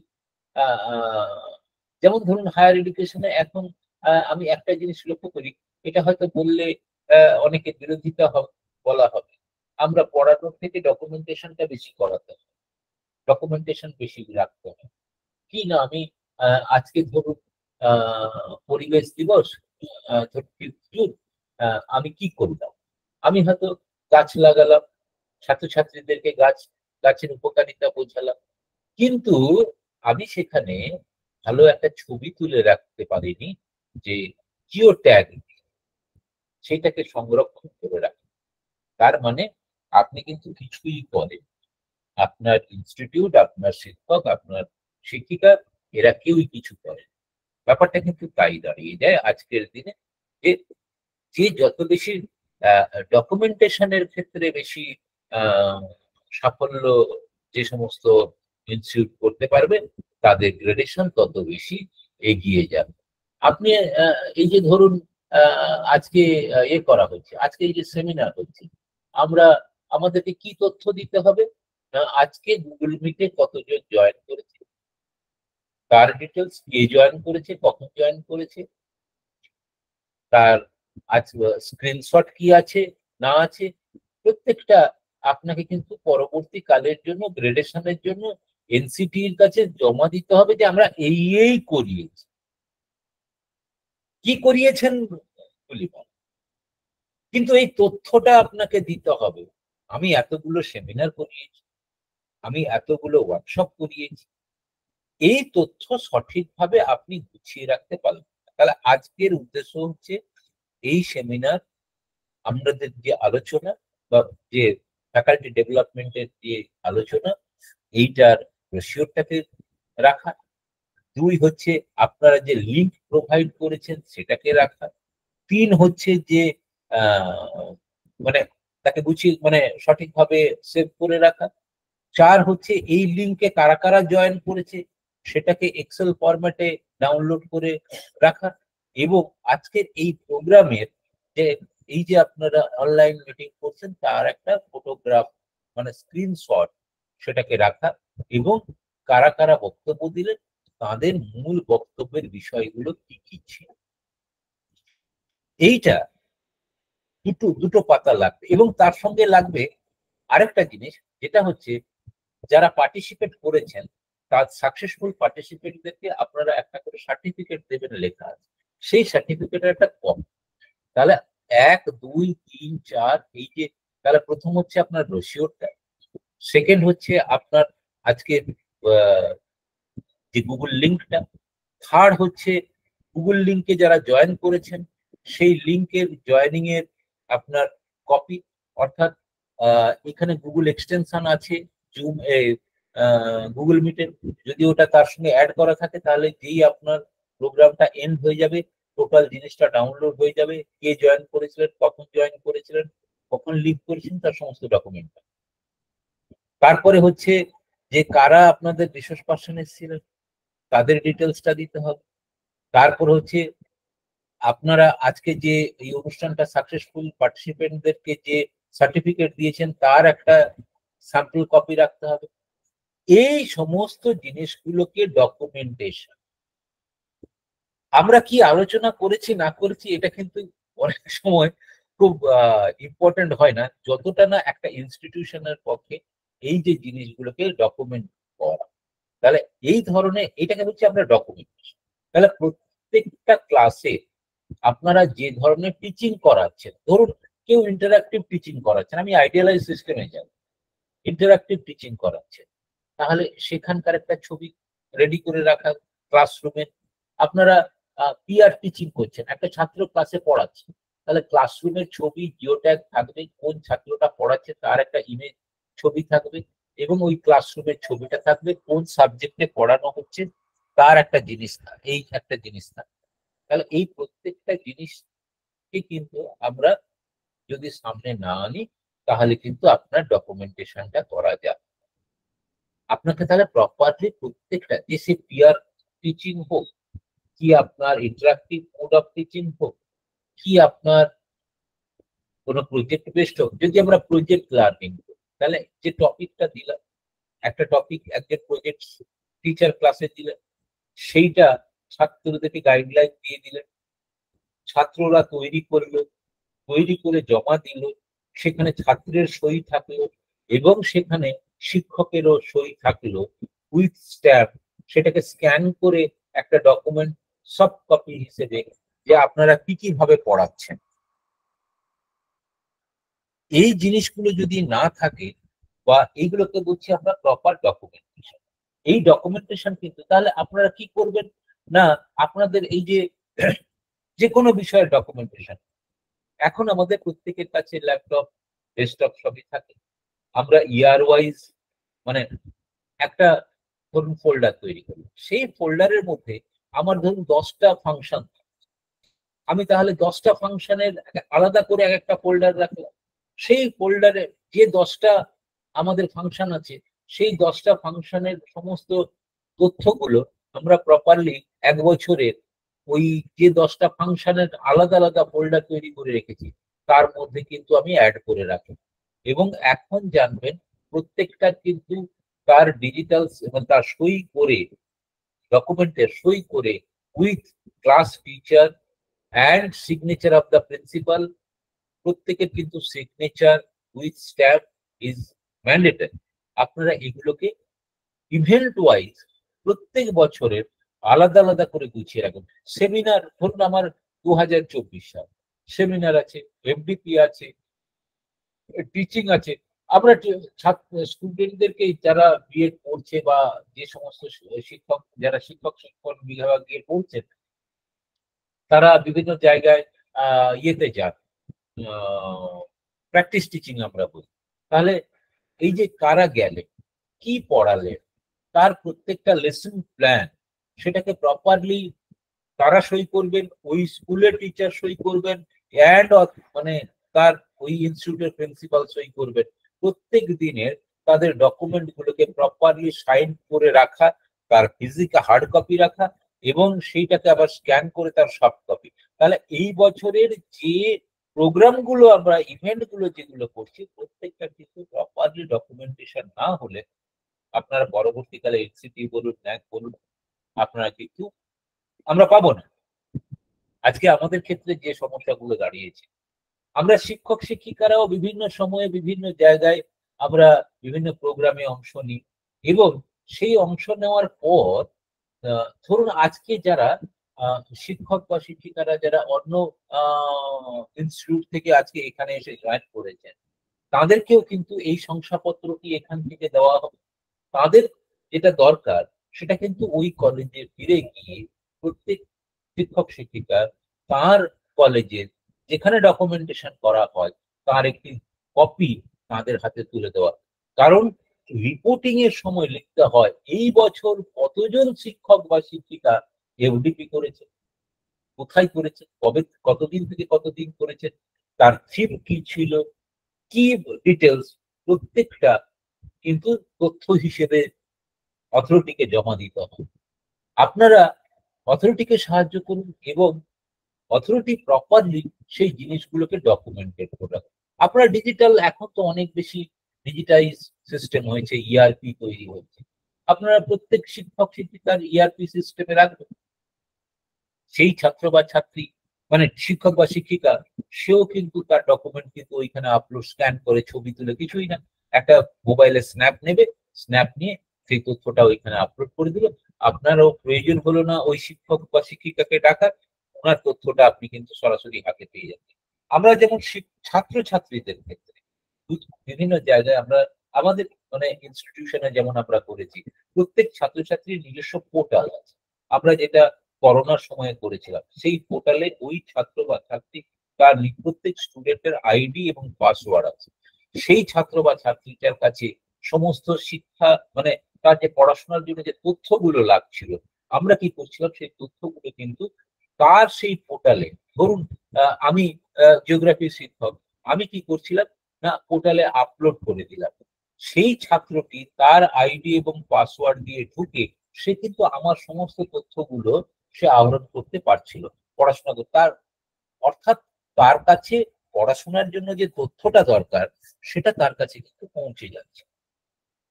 এইটা হচ্ছে ই গভর্নেন্স।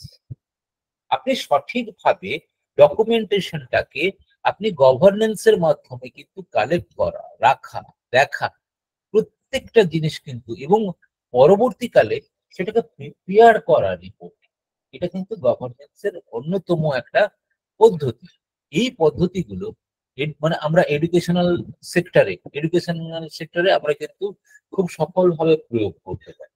যে ই গভর্নেন্সের মাধ্যমে আমরা ছাত্রছাত্রীদের কাছ থেকেও যেমন জিনিসপত্র পেতে পারি, আমাদের যে মানে যে আমরা study material, teaching document, teaching material আমরা কিন্তু পৌঁছে দিতে পারি।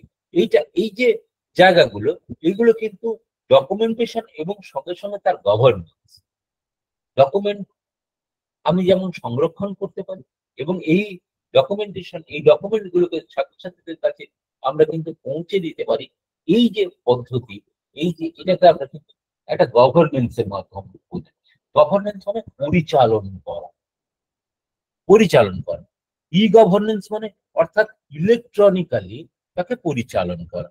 এই ইলেকট্রনিক্যালি পরিচালন করতে গেলে আমরা যেমন ভারতবর্ষে আমাদের ই গভর্নেন্সের প্রত্যেকটা জিনিস আদান প্রদান করা এবং সঠিকভাবে আমার বিষয়গুলো হচ্ছে কিনা সেগুলোকে দেখা। হ্যাঁ, এগুলো প্রত্যেকটা বিষয়ে আমাদের কিন্তু আলাদা আলাদা ওয়েবসাইট রয়েছে। যেমন ধরুন all India school education survey, AIACS, all India school education survey. অর্থাৎ যেমন হায়ার এডুকেশনের ক্ষেত্রে হচ্ছে all India survey of higher education, all India school education survey. প্রত্যেকটার আলাদা আলাদা কিন্তু পোর্টাল রয়েছে, যেখানে একটা স্কুল বা একটা কলেজ বা একটা ইউনিভার্সিটি প্রত্যেককে তাদের সমস্ত ছাত্রছাত্রী, তার মেল ফিমেল ক্যাটেগরি, তার রিলিজিয়ান, তার টিচার ডিটেলস, প্রত্যেকটা জিনিস কিন্তু ওই জায়গাগুলোতে কিন্তু আমাদেরকে আপলোড করতে হয়। অর্থাৎ এটা কিন্তু under the E governance system. অর্থাৎ আপনি চাইলে আপনি সারা ভারতবর্ষের অবস্থানটা, ছাত্রছাত্রী, শিক্ষক শিক্ষিকা কোথায় কে কেমন আছে, প্রত্যেকটা বিষয়ে কিন্তু আপনি ওয়াকিবহাল হতে পারেন। ইউনিভার্সিটির ক্ষেত্রেও সেন্ট্রাল ইউনিভার্সিটি পোর্টাল, যেটা আমরা বলি সমর্থ পোর্টাল, হ্যাঁ, এটা রয়েছে। হায়ার এডুকেশনের প্রত্যেকটা তথ্য, নোটিশ, আমাদের যেমন স্টেট মানে ওয়েস্ট বেঙ্গল গভর্নমেন্টের WBHED হায়ার এডুকেশন ডিপার্টমেন্টের তাদের ওয়েবসাইট আছে, সেখানে আপনি নোটিশ পেতে পারেন। সেখানে আপনি প্রত্যেকটা তথ্য কিন্তু পেতে পারেন, কত স্কুল রয়েছে, কত স্কুল ডিপার্টমেন্টের আলাদা রয়েছে, কলেজ হায়ার এডুকেশন আলাদা রয়েছে, কত কলেজ রয়েছে, কি তার ছাত্রছাত্রীর অবস্থা। এবং আপনারা জানেন যে এই বছর থেকে সেন্ট্রালাইজড অ্যাডমিশন সিস্টেম, মানে ওয়েস্ট বেঙ্গলে সেন্ট্রালাইজড অ্যাডমিশন সিস্টেম তৈরি হয়েছে, এবং that is a part of the E governance. আমরা পরিচালন ব্যবস্থাটা, অর্থাৎ ভর্তি প্রক্রিয়ার পরিচালন ব্যবস্থাটাকে সঠিক করার জন্য সেন্ট্রাল যে গভর্নেন্স সিস্টেম অর্থাৎ পরিচালন ব্যবস্থা তৈরি হয়েছে। এছাড়া আমরা ই গভর্নেন্সে হায়ার এডুকেশনের মানে ওয়েবসাইট, মিনিস্ট্রি অফ এডুকেশন, ঠিক আছে, তারপরে আমরা e office implementation in ministry of education, এটাও যেমন আমরা দেখতে পাই। ই অফিস মেনটেনেন্স, তারপরে ডিডিও প্যাকেজ, এই যে আমাদের মাইনে পত্র আছে না, HRMS সিস্টেম, HRMS সিস্টেমে আমাদের প্রত্যেকের এমপ্লয়ি কোড আছে। এখন আমাদের মাইনে কিন্তু আমাদের ব্যাংকের থ্রু দিয়ে আমাদের অ্যাকাউন্টে এসে ঢোকে। আগে যেমন আমরা ক্যাশ, মানে প্রথম চাকরি করেছি তখন হাতে ক্যাশ দিত, তারপরে চেক দিত, তারপরে এখন হয়ে গেছে ডিজিটাল সিস্টেম, যে HRMS system, human resource management system, যেটা PFMS, পাবলিক ফিনান্স সিস্টেমের আন্ডার। এই যে প্রত্যেকটা বিষয়কে পরিচালন করার জন্য digital technology, digital way of management আমরা দেখতে পাই, এইটাকে আমরা বলি গভর্নেন্স। প্রত্যেকটা বিষয়ের, যেমন সর্বশিক্ষা অভিযানের ক্ষেত্রেও আছে, আমরা যেমন national programme on technology enhancement learning, NPTEL, যেটা হচ্ছে IIT গুলো পরিচালনা করেন, NPTEL, সেখানে আমরা মানে ছাত্রছাত্রীরা, বহু ছাত্রছাত্রী NPTEL এর মাধ্যমে তাদের পড়াশোনার যে স্টাডি মেটেরিয়াল পেতে পারে, বা মুক এবং স্বয়ং বলে যে সমস্ত ইয়ে রয়েছে, সাইট রয়েছে, সেখানে শিক্ষক শিক্ষিকা ছাত্রছাত্রী সবাই কিন্তু আবার তার পড়াশোনা করার জন্য, উচ্চশিক্ষার জন্য, আরো হায়ার লার্নিং এর জন্য বিভিন্ন বিষয়ে, আপনি একজন ফিজিক্সের শিক্ষক, আপনি চাইলেন যে না আমি এডুকেশনের একটা জিনিস জানবো, বা কোন একজন ম্যাথমেটিক্স এর শিক্ষক, তিনি চাইলেন যে আমি হিস্ট্রির একটা জিনিস শিখবো। প্রত্যেকেই যে মাল্টিডিসিপ্লিনারি ওয়ে অফ মানে অ্যাপ্রোচ, এইগুলো কিন্তু গভর্নেন্স আসার ফলে কিন্তু আমাদের ক্ষেত্রে আরো সুযোগ বেড়েছে, আমাদের জ্ঞান আর মানে অর্জন করার, জ্ঞান বৃদ্ধি করার আমরা কিন্তু অনেক সুযোগ পাচ্ছি। যাই হোক, আমি ইভেন আমরা মিড ডে মিলেরও, national portal for mid day meal, ভারতবর্ষের কোন স্টেটে কতগুলো স্কুলে কিভাবে কত টাকা দেওয়া হচ্ছে, কত স্টুডেন্ট মিড ডে মিল খাচ্ছে, তার সমস্ত তথ্য পাওয়া যায়। আমরা আজকের আলোচনা যে কতগুলো বিষয়ে ছিল, ইনোভেটিভ টিচিং, তারপরে আমাদের ডকুমেন্টেশন, মানে এক্সিকিউশন, ডকুমেন্টেশন এবং গভর্নেন্স, একটা সামগ্রিক একটা ধারণা আমরা নিয়ে আলোচনা করেছি।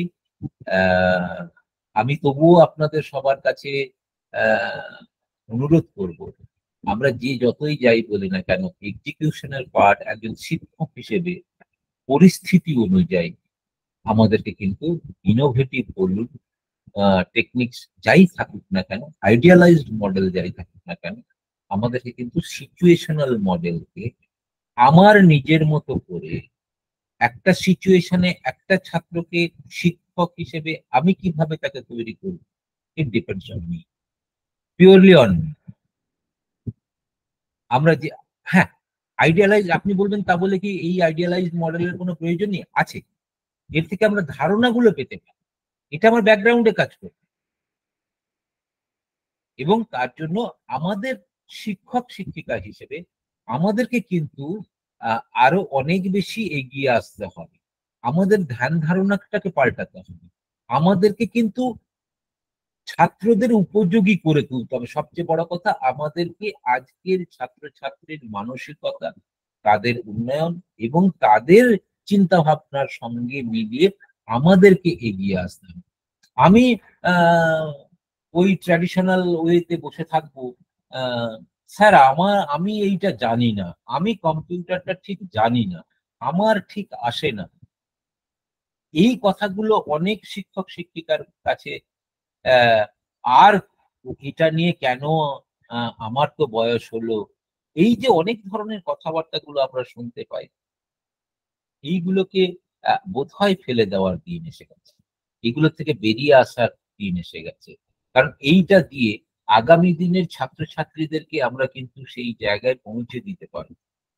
কারণ আজকে যে টেকনোলজি ব্যবহার করা হচ্ছে, তাহলে কিন্তু ভারতবর্ষের অন্যান্য জায়গায়, অন্যান্য স্টেটের ছেলেমেয়েরা এগিয়ে যাচ্ছে, আমরা কেন পারছি না? পারছি, কিন্তু সেইভাবে পারতে গেলে আমরা শিক্ষক হিসেবে আমাদেরকেও কিন্তু নতুন নতুন বিষয়গুলোকে শিখে নিতে হবে, জেনে নিতে হবে। আচ্ছা, আমরা যদি না জানতে পারি, আমরা যদি না জানি তাহলে নতুন কিছু তৈরি করা ভাবে আমরা ছাত্রছাত্রীদেরকে গড়ে তুলব কিন্তু। আমার আবেদন, আমার অনুরোধ সেই জায়গায় আপনারা সিচুয়েশনাল, আমাদের ব্যাকগ্রাউন্ডে ওগুলো থাকবে, সিচুয়েশনাল টেকনিক আমাদের ইউজ করতে হবে এবং ইনোভেটিভ আইডিয়াস গুলো সিচুয়েশনাল ভাবে আমরা ইমপ্লিমেন্ট করতে হবে এবং সর্বোপরি আমাদেরকে অনেক বেশি ছাত্রছাত্রীদের থেকেও বেশি আমাদেরকে এগিয়ে আসতে হবে, জানতে হবে, শিখতে হবে। তা না হলে কিন্তু আমরা আগামী দিনে ছাত্রছাত্রীদেরকে কিন্তু এগিয়ে নিয়ে যেতে পারবো না। সবাইকে ধন্যবাদ। যদি আপনাদের কোনো প্রশ্ন বা যদি আপনাদের কোনো আলোচনার কিছু বিষয় থাকে তাহলে আমি অনুরোধ করবো আপনারা আলোচনা করতে পারেন।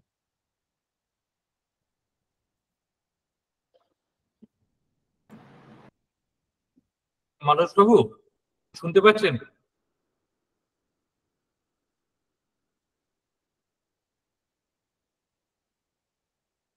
কোনো কারণে স্যার নেই, আমি কন্টিনিউ করছি।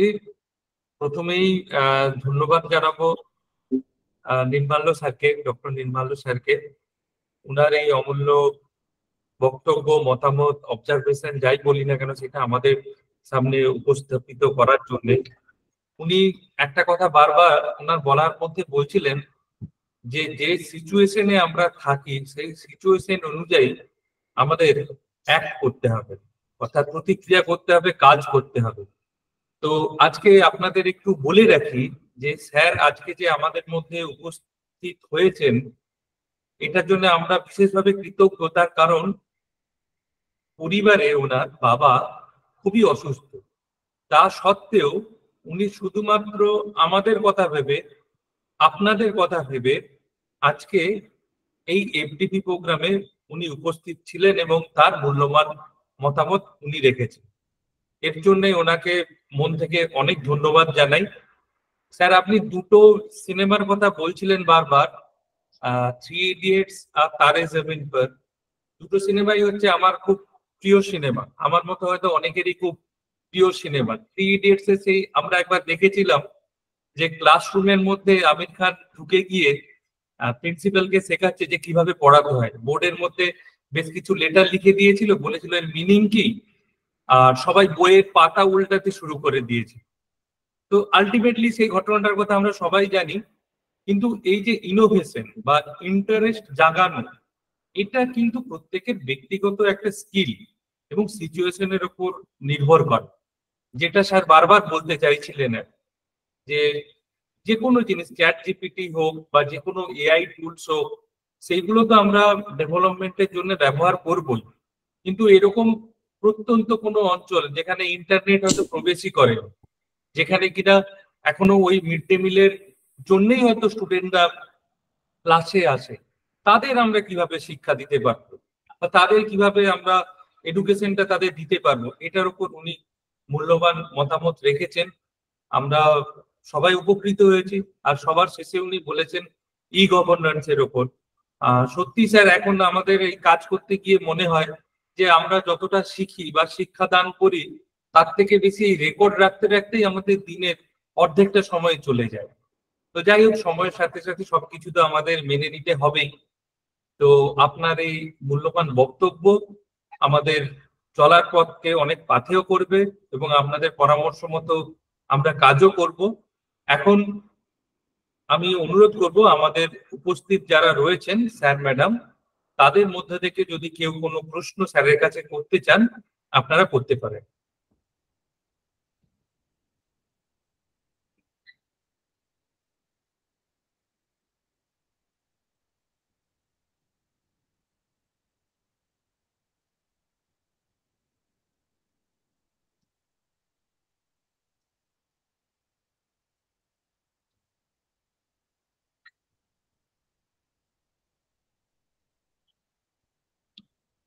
এই মুহূর্তে স্যার কোনো প্রশ্ন নেই, কিন্তু এই সেশন শুরু হওয়ার আগে আহ এক কলেজের প্রিন্সিপাল আমাকে ব্যক্তিগতভাবে জানিয়েছিলেন যে স্যার ন্যাকের কাজের জন্য কিভাবে ডকুমেন্টেশন গুলোকে রেডি করব।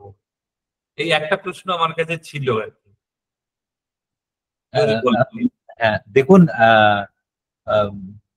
সুমন্ত বাবু, যিনি ন্যাকের কাজের জন্য ডকুমেন্টেশন কিভাবে করবেন এটা যদি বলতে হয়, তাহলে আগে দেখতে হবে যে ক্রাইটেরিয়া অনুযায়ী ওনারা কি অবস্থায় আছে।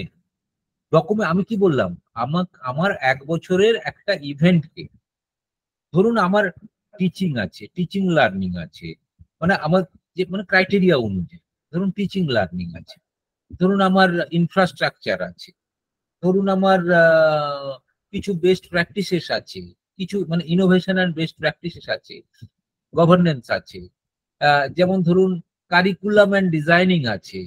তাহলে আমার যে ক্রাইটেরিয়া গুলো আছে, আমার সেই ক্রাইটেরিয়া গুলো কিভাবে আমি তৈরি করব, তার কারণ এর একটা ফ্রেমওয়ার্ক দেওয়া আছে। আপনার ন্যাকের ইয়েতে দেখবেন ইয়ে government college, sorry B Ed college বা জেনারেল কলেজ বা অটোনোমাস বা ইউনিভার্সিটি প্রত্যেকের জন্য আলাদা আলাদা ফরম্যাট দেওয়া আছে। সেই ফরম্যাটটাকে আগে খুলে দেখুন যে আপনার কি কি ডকুমেন্টস ওখানে প্রয়োজন।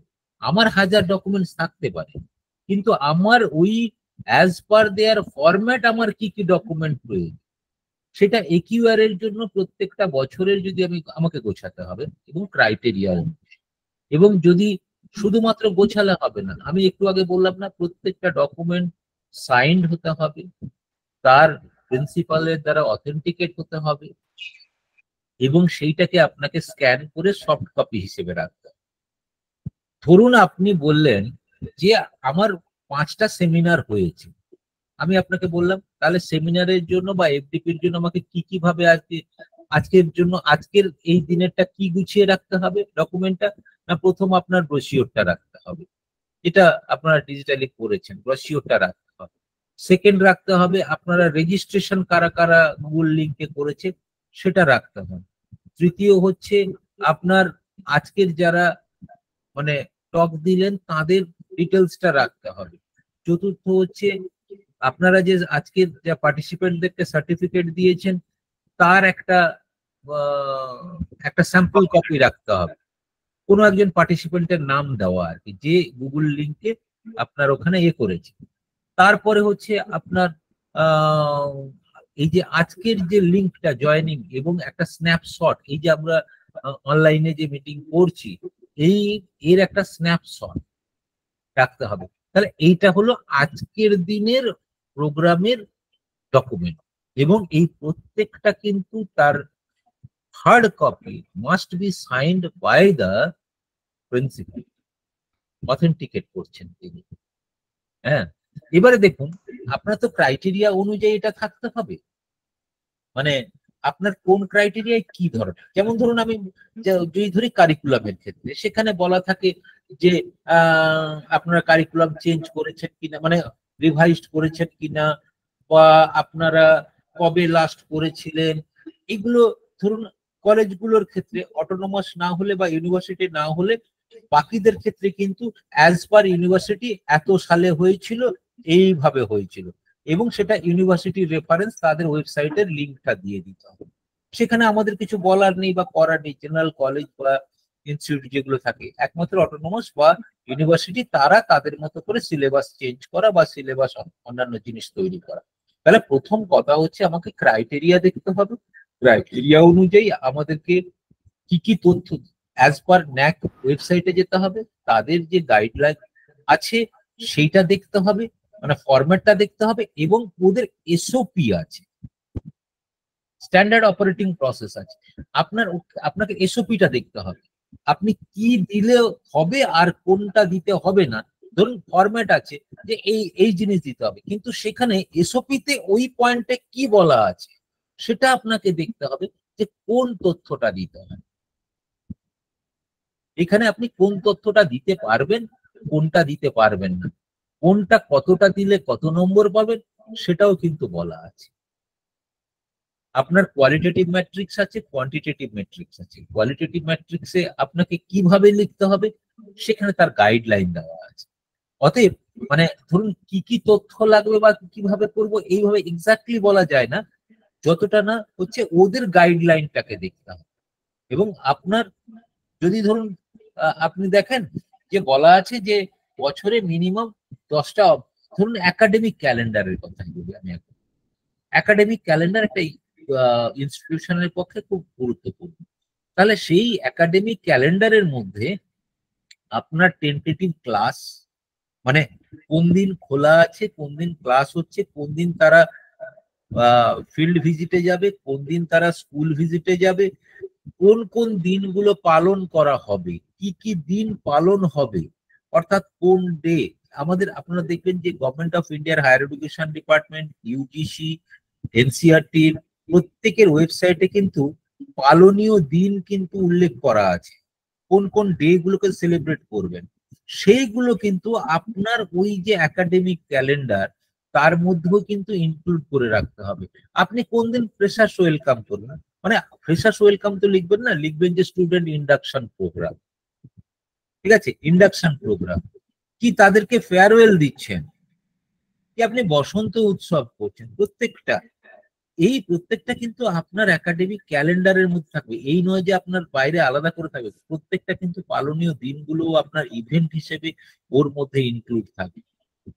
পরীক্ষা কবে হবে, ইউনিভার্সিটির টেন্টেটিভ টাইম পিরিয়ড আপনি টেন্টেটিভ রাখবেন, কারণ এক্সাক্ট তো আপনি তৈরি করছেন না যে আজ অমুক থেকে অমুক পরীক্ষা হবে। আমরা যেমন অটোনমাস কলেজ হিসেবে বলতে পারি আমার এত তারিখ থেকে এত তারিখ পরীক্ষা হবে, তো সেটা আমরা একাডেমিক ক্যালেন্ডারে লিখতে হয়েছে। আপনাদের একটা টেন্টেটিভ প্রিভিয়াস ইয়ারের টাইম পিরিয়ড অনুযায়ী টেন্টেটিভ এক্সামিনেশন, সামার রিসেস কোন সময়ে, স্টাডি লিভ কোন সময়ে, স্টুডেন্ট মানে তারা যে স্কুল যে ইয়েতে যায় করতে, আমরা কি বলি ওটাকে, ইন্টার্নশিপ।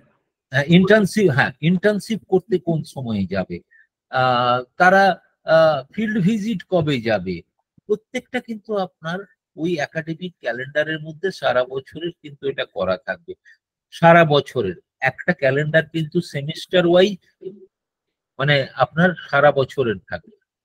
এবারে সেটা কিন্তু signed by the principal and signed by the coordinator IQAC, এটা কিন্তু থাকবে। এইটা আপনার ওয়েবসাইটে ইয়ে থাকবে, প্রত্যেকটা বিষয় কিন্তু যা যা থাকবে, যা যা করছেন ক্রাইটেরিয়া অনুযায়ী আপনাদের প্রত্যেকটা ডকুমেন্ট কিন্তু ওই ইয়েতে থাকবে, আপনার ওয়েবসাইটে রাখতে হবে। অতএব আপনাকে দেখতে হবে যে আপনার মানে ন্যাকের যে ক্রাইটেরিয়া গুলো আছে তার ফরম্যাটটা নিতে হবে, তার এসওপিটা নিতে হবে। এসওপিতে বলা আছে যে আপনি কি কি তথ্য ওখানে দিতে হবে, আর সেই তথ্যগুলো কোন ফরম্যাটে, তার প্রত্যেকটার ফরম্যাট এক্সেল ফরম্যাট রয়েছে, কোনটার পিডিএফ দিতে হবে, কোনটা এক্সেল দিতে হবে। যাই দেন না কেন এক্সেল ফরম্যাট ছাড়া যে কোনো পিডিএফ, যে কোনো কিছু তথ্য আপনারা যখন কলেজের প্যাডে দেবেন প্রত্যেকটা কিন্তু signed by the coordinator and authenticated by the principal, এটা যেন অবশ্যই থাকে। এবং সেই হার্ড কপিটা আপনাকে কিন্তু রেখে দিতে হবে, তার সব স্ক্যান করে সফট কপিটা আপলোড করতে হবে, বুঝতে পারছেন? অতএব এইটাকে ফলো করতে হবে এইভাবে। দেখুন এটা একটা অনেক বড় জিনিস, মানে যে স্যার আপনাকে বলেছেন, আপনি যদি ব্যক্তিগতভাবে সময় তৈরি করতে পারেন আমাদের সঙ্গে বসলেও আমরা ওনাকে মানে সাহায্য করার জন্য আমরা প্রস্তুত আছি। Thank you sir. Welcome, thank you. আর যদি কেউ কোনো প্রশ্ন করেন স্যারকে করতে পারে। স্যার স্টাডি ম্যাটেরিয়াল গুলো কিভাবে আপলোড করব, স্টাডি ম্যাট গুলো? আচ্ছা, এলএমএস, হ্যাঁ এলএমএস দেখুন যদি ধরনের স্টাডি ম্যাটেরিয়াল গুলো দিলে ভালো স্কোর হবে? আচ্ছা হ্যাঁ কি ধরনের এবং স্টাডি দেখুন স্টাডি মেটেরিয়ালের কোনো ক্রাইটেরিয়া পার্টিকুলারলি মানে ক্যাটেগরি এরকম ভাবে আপনি ভাগ করে, হয়তো কিছু থাকে ডকুমেন্ট, আপনার লিখিত ডকুমেন্ট হাতে লেখাও হতে পারে, টাইপিং হতেও পারে, ঠিক আছে, কোনো বইয়ের রেফারেন্স আপনি দিলেন কিন্তু পুরো বইটা দেবেন না, ওইরকম ভাবে একটা বই আপলোড করে দেবেন না। কোনো স্টাডি টিউটোরিয়াল মানে ভিডিও কিছু রাখতে পারেন, যে কোনো কিছু দিতে পারেন।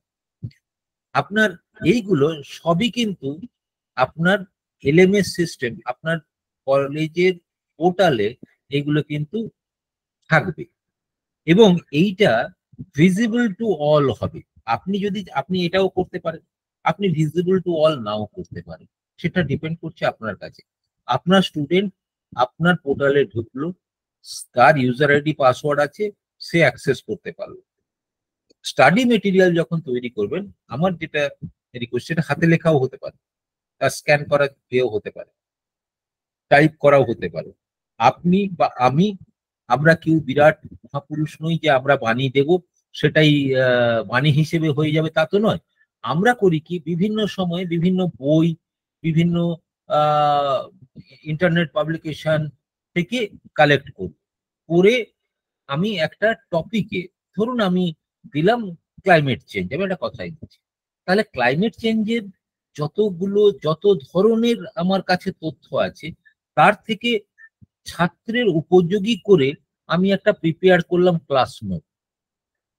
এইটা আমি টাইপ করে নিতে পারি বা কপি পেস্ট করে বসাতে পারি, যে টপিকটা দিলাম, কিন্তু সেখানে বলবেন যে প্রিপেয়ার্ড বাই, এটা কিন্তু আপনার ওন যে বাণী বা মত নয়, বা আমার ওন নিজস্ব মত বা নিজস্ব বাণী আমি ওখানে লিখিনি, আমি প্রিপেয়ার করেছি বিভিন্ন জায়গা থেকে, এবং ওইটা দেওয়ার পরে নিচে আমি কিন্তু লিখে দেব সোর্স কোথা থেকে নিয়েছি। যেমন হবে আমরা জার্নালে পাবলিশ করি বা যা করি, ওখানে আমি কিন্তু সোর্সটা লিখে দেব, দিয়ে উপরে লিখবো যে প্রিপেয়ার্ড বাই, নট দ্যাট মানে যে এটা আমার রিসার্চ পেপার। কারণ স্টাডি মেটেরিয়ালে আমরা তো বই থেকে নিই, আমরা ইন্টারনেট থেকে নিই, দিয়ে আমরা সেটাকে একটা পিডিএফ তৈরি করে আপলোড করে দেবো। এটা কোনো হাতে লেখাও হতে পারে, এটা টাইপিং মোডেও হতে পারে, এবং এটা কোনো ভিডিও, সেটা আপনি কোথা থেকে কোনো আপনার কলেজে তৈরি করাও হতে পারে, আপনার নিজের তৈরি করাও হতে পারে, আপনি কোথা থেকে কোনো জায়গা থেকে নিতেও পারেন, কিন্তু যেখান থেকে নেবেন তাকে যেন অ্যাকনলেজ করা থাকে নিচে, যে আপনি কোন জায়গা থেকে নিয়েছেন, এবং যার নিয়েছেন তাকে যেন অ্যাকনলেজ করা থাকে। অবশ্যই যদি সেটা আপনার নিজস্ব তৈরি করা না হয়ে থাকে, সেইগুলোকে আপনি আপনাদের ওয়েবসাইটে আপলোড করে দেবেন। যদি আপনার ভিজিবল টু অল করতে পারেন, that is well and good. সবাই যে কোনো তথ্য, কারণ শিক্ষার তথ্য তো আমার মনে হয় প্রত্যেকের কাছে ফ্রি হওয়া উচিত। যে কারণে আমি আমার ব্যক্তিগত প্রিপেয়ার করা যে সমস্ত স্টাডি মেটেরিয়াল, আমি কিন্তু সমস্ত একাডেমিয়াতে, আপনাদের কাছে অনেক প্ল্যাটফর্ম রয়েছে, যদি আপনি আপনার কলেজেও দিতে পারেন, মানে যেহেতু আপনি, তাহলে কলেজের পক্ষে সুবিধা হবে। এছাড়াও বিভিন্ন ফ্রি প্ল্যাটফর্ম রয়েছে, যেখানে যে কেউ, ধরুন আপনি ক্লাইমেট চেঞ্জ দিয়ে আপনি একাডেমিয়াতে আপলোড করে রাখলেন, academia.edu আপনি আপলোড করে রাখলেন, যখনই কেউ দেখতে চাইছে যে ক্লাইমেট চেঞ্জ নিয়ে, সে যখন টাইপ করছে, আপনার ওই স্টাডি মেটেরিয়ালটাও ওর কাছে কিন্তু চলে আসবে, ও কিন্তু ইউআরএল খুলে দেখতে পাবে যে আপনার ওই স্টাডি মেটেরিয়ালটা একাডেমিয়াতে আপলোড করা আছে। আবার যদি আপনি চান যে না, এটা আমার শুধু ইনস্টিটিউশনালে থাকবে, তাহলে ইনস্টিটিউশন প্রোফাইলে থাকবে, সেটা যে কোনো মোডে হতে পারে, কিন্তু কোথা থেকে নিলে, কোন জায়গা থেকে নিলে, সেটা কিন্তু অবশ্যই অ্যাকনলেজ করা থাকবে, আপনার নিজস্ব তৈরি করা ছাড়া। আর স্টাডি যেগুলো আমরা নিচ্ছি, করছি, যেগুলো তৈরি করছি, প্রিপেয়ার করছি, বিভিন্ন জায়গা থেকে আমরা বই থেকে নিচ্ছি, আমরা ইন্টারনেট পাবলিকেশন থেকে, নেট থেকে নিচ্ছি, তাহলে কোন নেটের কোন ইউআরএলটা আমি লাস্টে একটা মেনশন করে দিলাম, কোন বই থেকে নিয়েছি সে বইয়ের নামটা মেনশন করে দিলাম, ব্যাস, দিয়ে উপরে লিখলাম প্রিপেয়ার্ড বাই। বুঝতে পারছেন? Thank you sir.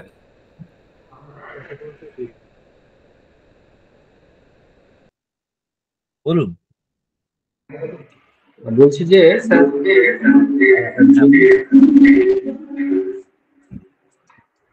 যদি কোনো রেফারেন্স বই, হ্যাঁ। ধরুন সেটার, যেমন আপনি বলেছেন যে তার নামটা উল্লেখ করে দিতে অ্যাজ এ রেফারেন্স, হ্যাঁ। কিন্তু যদি সেটার ফটোকপি করে তার প্রয়োজন অনুযায়ী রেডি করে দেয়, সেটা কি হবে? হ্যাঁ হবে, কিন্তু আপনাকে ওই বইয়ের রেফারেন্সটা দিতে হবে, যে বই অমুক, পেজ নাম্বার অমুক থেকে অমুক। আপনি ফটোকপি দিচ্ছেন, দিতেই পারেন। স্টাডি মেটেরিয়ালের, দেখুন স্টাডি মেটেরিয়ালের বিভিন্ন রকম হতে পারে। একটা হচ্ছে আপনি কোনো বইয়ের অংশ দিতে পারেন, কিন্তু যদি আপনি নিজে, যেটা আমি বললাম যে আপনি বই থেকে নিয়েছেন, ইন্টারনেট থেকে নিয়েছেন, নিয়ে প্রিপেয়ার করেছেন একটা ক্লাস নোট, একটা স্টাডি মেটেরিয়াল, সেটা অনেক সেটা অনেক বেশি মানে ইয়ে হবে আর কি, সবার কাছে গ্রহণযোগ্য হবে।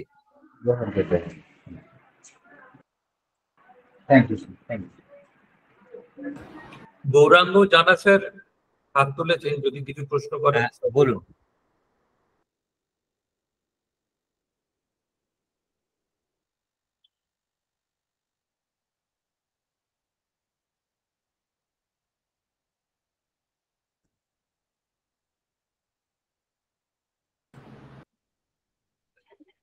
বোধহয় আর কোনো প্রশ্ন নেই। আমি মানস বাবুকে অনুরোধ করছি আমাদের এই সেশনটা সম্পূর্ণ করার জন্য। স্যার কোশ্চেন আছে স্যার? আচ্ছা, বলুন আপনাকে বলুন। বললাম, বলুন। হ্যাঁ স্যার, স্যার একটা জিনিস জানার ছিল আমার পার্সোনাল, একটু বলবেন স্যার? হ্যাঁ বলুন।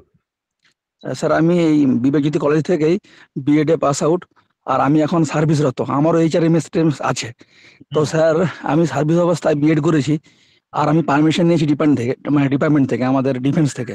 তো স্যার আমি এই সার্টিফিকেটটা যখন এনিহাও কোনো কিছুতে লাগাতে যাব, তখন আমাকে স্যার মানে বোর্ড মেম্বার বলবে না তো যে এটা জেনারেল মানে সার্টিফিকেট, তো তুমি কি করে সার্ভিস করতে করলে? তো সেখানে তো আপনাকে যে আপনার ডিফেন্স থেকে পারমিশন দেওয়া হয়েছিল তার স্যার স্যার কপি তো আছে। আছে আছে। তো তাহলে আপনি তো বলবেন এই তো দেখুন আমি সার্ভিসরত অবস্থায় তো করেছি, কিন্তু আমাকে স্যার তো এখানে পারমিশন দেওয়া হয়েছে।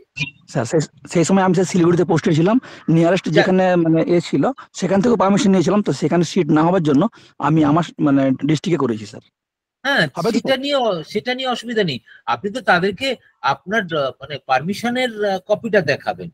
আচ্ছা আচ্ছা কারণ সার্ভিস থেকে আমরা যে কোনো জায়গায় যাই না কেন, স্যার। অথরিটির প্রপার পারমিশন দরকার। স্যার স্যার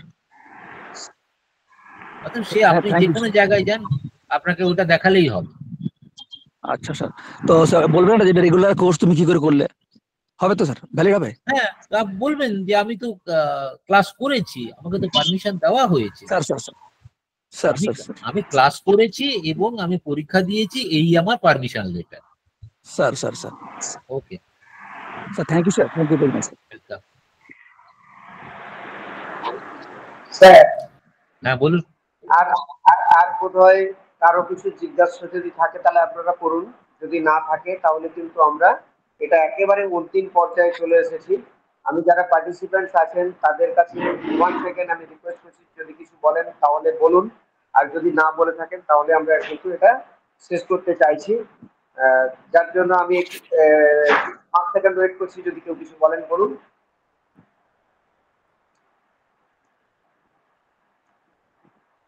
এই মুহূর্তে আর কোনো প্রশ্ন নেই স্যার। ওকে, তাহলে আমাদের আজকের এই দ্বিতীয় পর্যায়ের যে প্রোগ্রামটি ছিল সেটা একদম শেষের পথে। তো আজকের যিনি বক্তা ছিলেন আমাদের সবার প্রিয় ডক্টর নির্মল দাস স্যার। এতক্ষণ ধরে উনি যেভাবে সমস্ত বিষয়টিকে এত সহজভাবে আমাদের কাছে উপস্থাপন করেছেন, সত্যি আমরা খুব মানে এখান থেকে অনেক বেশি কিছু শিখতে পারলাম, যেই শিক্ষাগুলি আমাদের বাস্তব ক্ষেত্রে অতি প্রয়োজনীয় ছিল এবং সেগুলো আমরা শিখতে পারলাম। এই প্রত্যেকটি পয়েন্টকে ধরে ধরে ইনোভেটিভ টিচিং, ট্র্যাডিশনাল টিচিং থেকে ইনোভেটিভ টিচিং কিভাবে হয়, কিভাবে ডিজিটাল মিডিয়ার মাধ্যমে পড়াশোনা, ক্রিয়েটিভ টিচিং কিভাবে, project based learning, enquiry based learning, peer teaching, এই সমস্ত বিষয়গুলি তুলে ধরেছেন খুব সুন্দরভাবে। সব থেকে যে বিষয়টি নিয়ে তিনি বলেছেন সিচুয়েশনাল ইনোভেটিভ টিচিং, যেটা সত্যি সত্যি বর্তমান সময়ে খুবই উপযোগী। কারণ আমাদের ভারতবর্ষের মতো দেশে এখনো পর্যন্ত যে পরিস্থিতির সঙ্গে আমরা মোকাবিলা করে যাচ্ছি, তাতে এই কথাটা কিন্তু অতীব গ্রহণযোগ্য। এবং ডকুমেন্টেশন সম্পর্কেও বলেছেন, আমি আর সেগুলি বিস্তারিত বলছি না। আর স্যার আজকে আমাদের সঙ্গে অনেকক্ষণ ধরে ছিলেন, আমাদের প্রিন্সিপাল স্যারও বলেছেন, আমিও ব্যক্তিগতভাবে স্যারের সঙ্গে কয়েকবার যোগাযোগ করেছি কয়েকদিন ধরেই। তো স্যারের বাবার খুব শরীর খারাপ, তা সত্ত্বেও উনি এসেছেন, আমাদের সঙ্গে এতক্ষণ সময় দিলেন, সেজন্য নির্মল স্যার আপনাকে আমার অনেক অনেক নমস্কার। আমাদের কলেজের তরফ থেকে, আমাদের সমস্ত এই প্ল্যাটফর্মে উপস্থিত সকলের তরফ থেকে অসংখ্য ধন্যবাদ, আমরা কৃতজ্ঞতা জানাই। এবং আমাদের বিবেকজ্যোতি কলেজের পক্ষ থেকেও সকলকে আবার আমরা ধন্যবাদ জ্ঞাপন করছি, যারা আজকে উপস্থিত ছিলেন। এবং এবং আমি আরেকবার সবাইকেও রিকোয়েস্ট করব, এই প্রোগ্রাম আগামীকালও আমাদের চলবে এবং সেখানেও দুজন বিশিষ্ট বক্তা রয়েছেন, তারাও এই এফডিপি প্রোগ্রামে বিশেষভাবে একটি বিশেষ ভিন্ন ধরনের টপিক উপস্থাপন করবেন, যে টপিকগুলি আমাদের ক্ষেত্রে খুবই প্রয়োজনীয়। অতএব আমরা আজকের মতো এখানেই এই প্রোগ্রামের সমাপ্তি ঘোষণা করার জন্য স্যারকে, প্রিন্সিপাল স্যারকে রিকোয়েস্ট করছি এবং সেই সাথে সাথে আগামী দিনের প্রোগ্রামে সবাই একবার উপস্থিত থাকবেন এই অনুরোধ রেখে আমি আমার বক্তব্য শেষ করছি। নমস্কার। নমস্কার সবাইকে, আবার ধন্যবাদ। নমস্কার। নমস্কার। হ্যাঁ, নমস্কার নির্মল বাবু, আপনার বাবা তাড়াতাড়ি সুস্থ হয়ে উঠুক, ঈশ্বরের কাছে এই প্রার্থনা করি। নমস্কার মানস বাবু এবং সমস্ত স্যার ম্যাডামদের আবার দিনের শেষে নমস্কার জানাই। আশা করি আমাদের এই সেশন আপনাদের খুব ভালো লেগেছে এবং আগামীকাল যে দুটি সেশন রয়েছে সেখানেও আপনাদের অ্যাক্টিভলি আমরা দেখতে চাইছি, অ্যাক্টিভ পার্টিসিপেশন দেখতে চাইছি। আপনাদের সাথে আগামীকাল আবার আমাদের দেখা হচ্ছে। সবাই ভালো থাকবেন। ধন্যবাদ।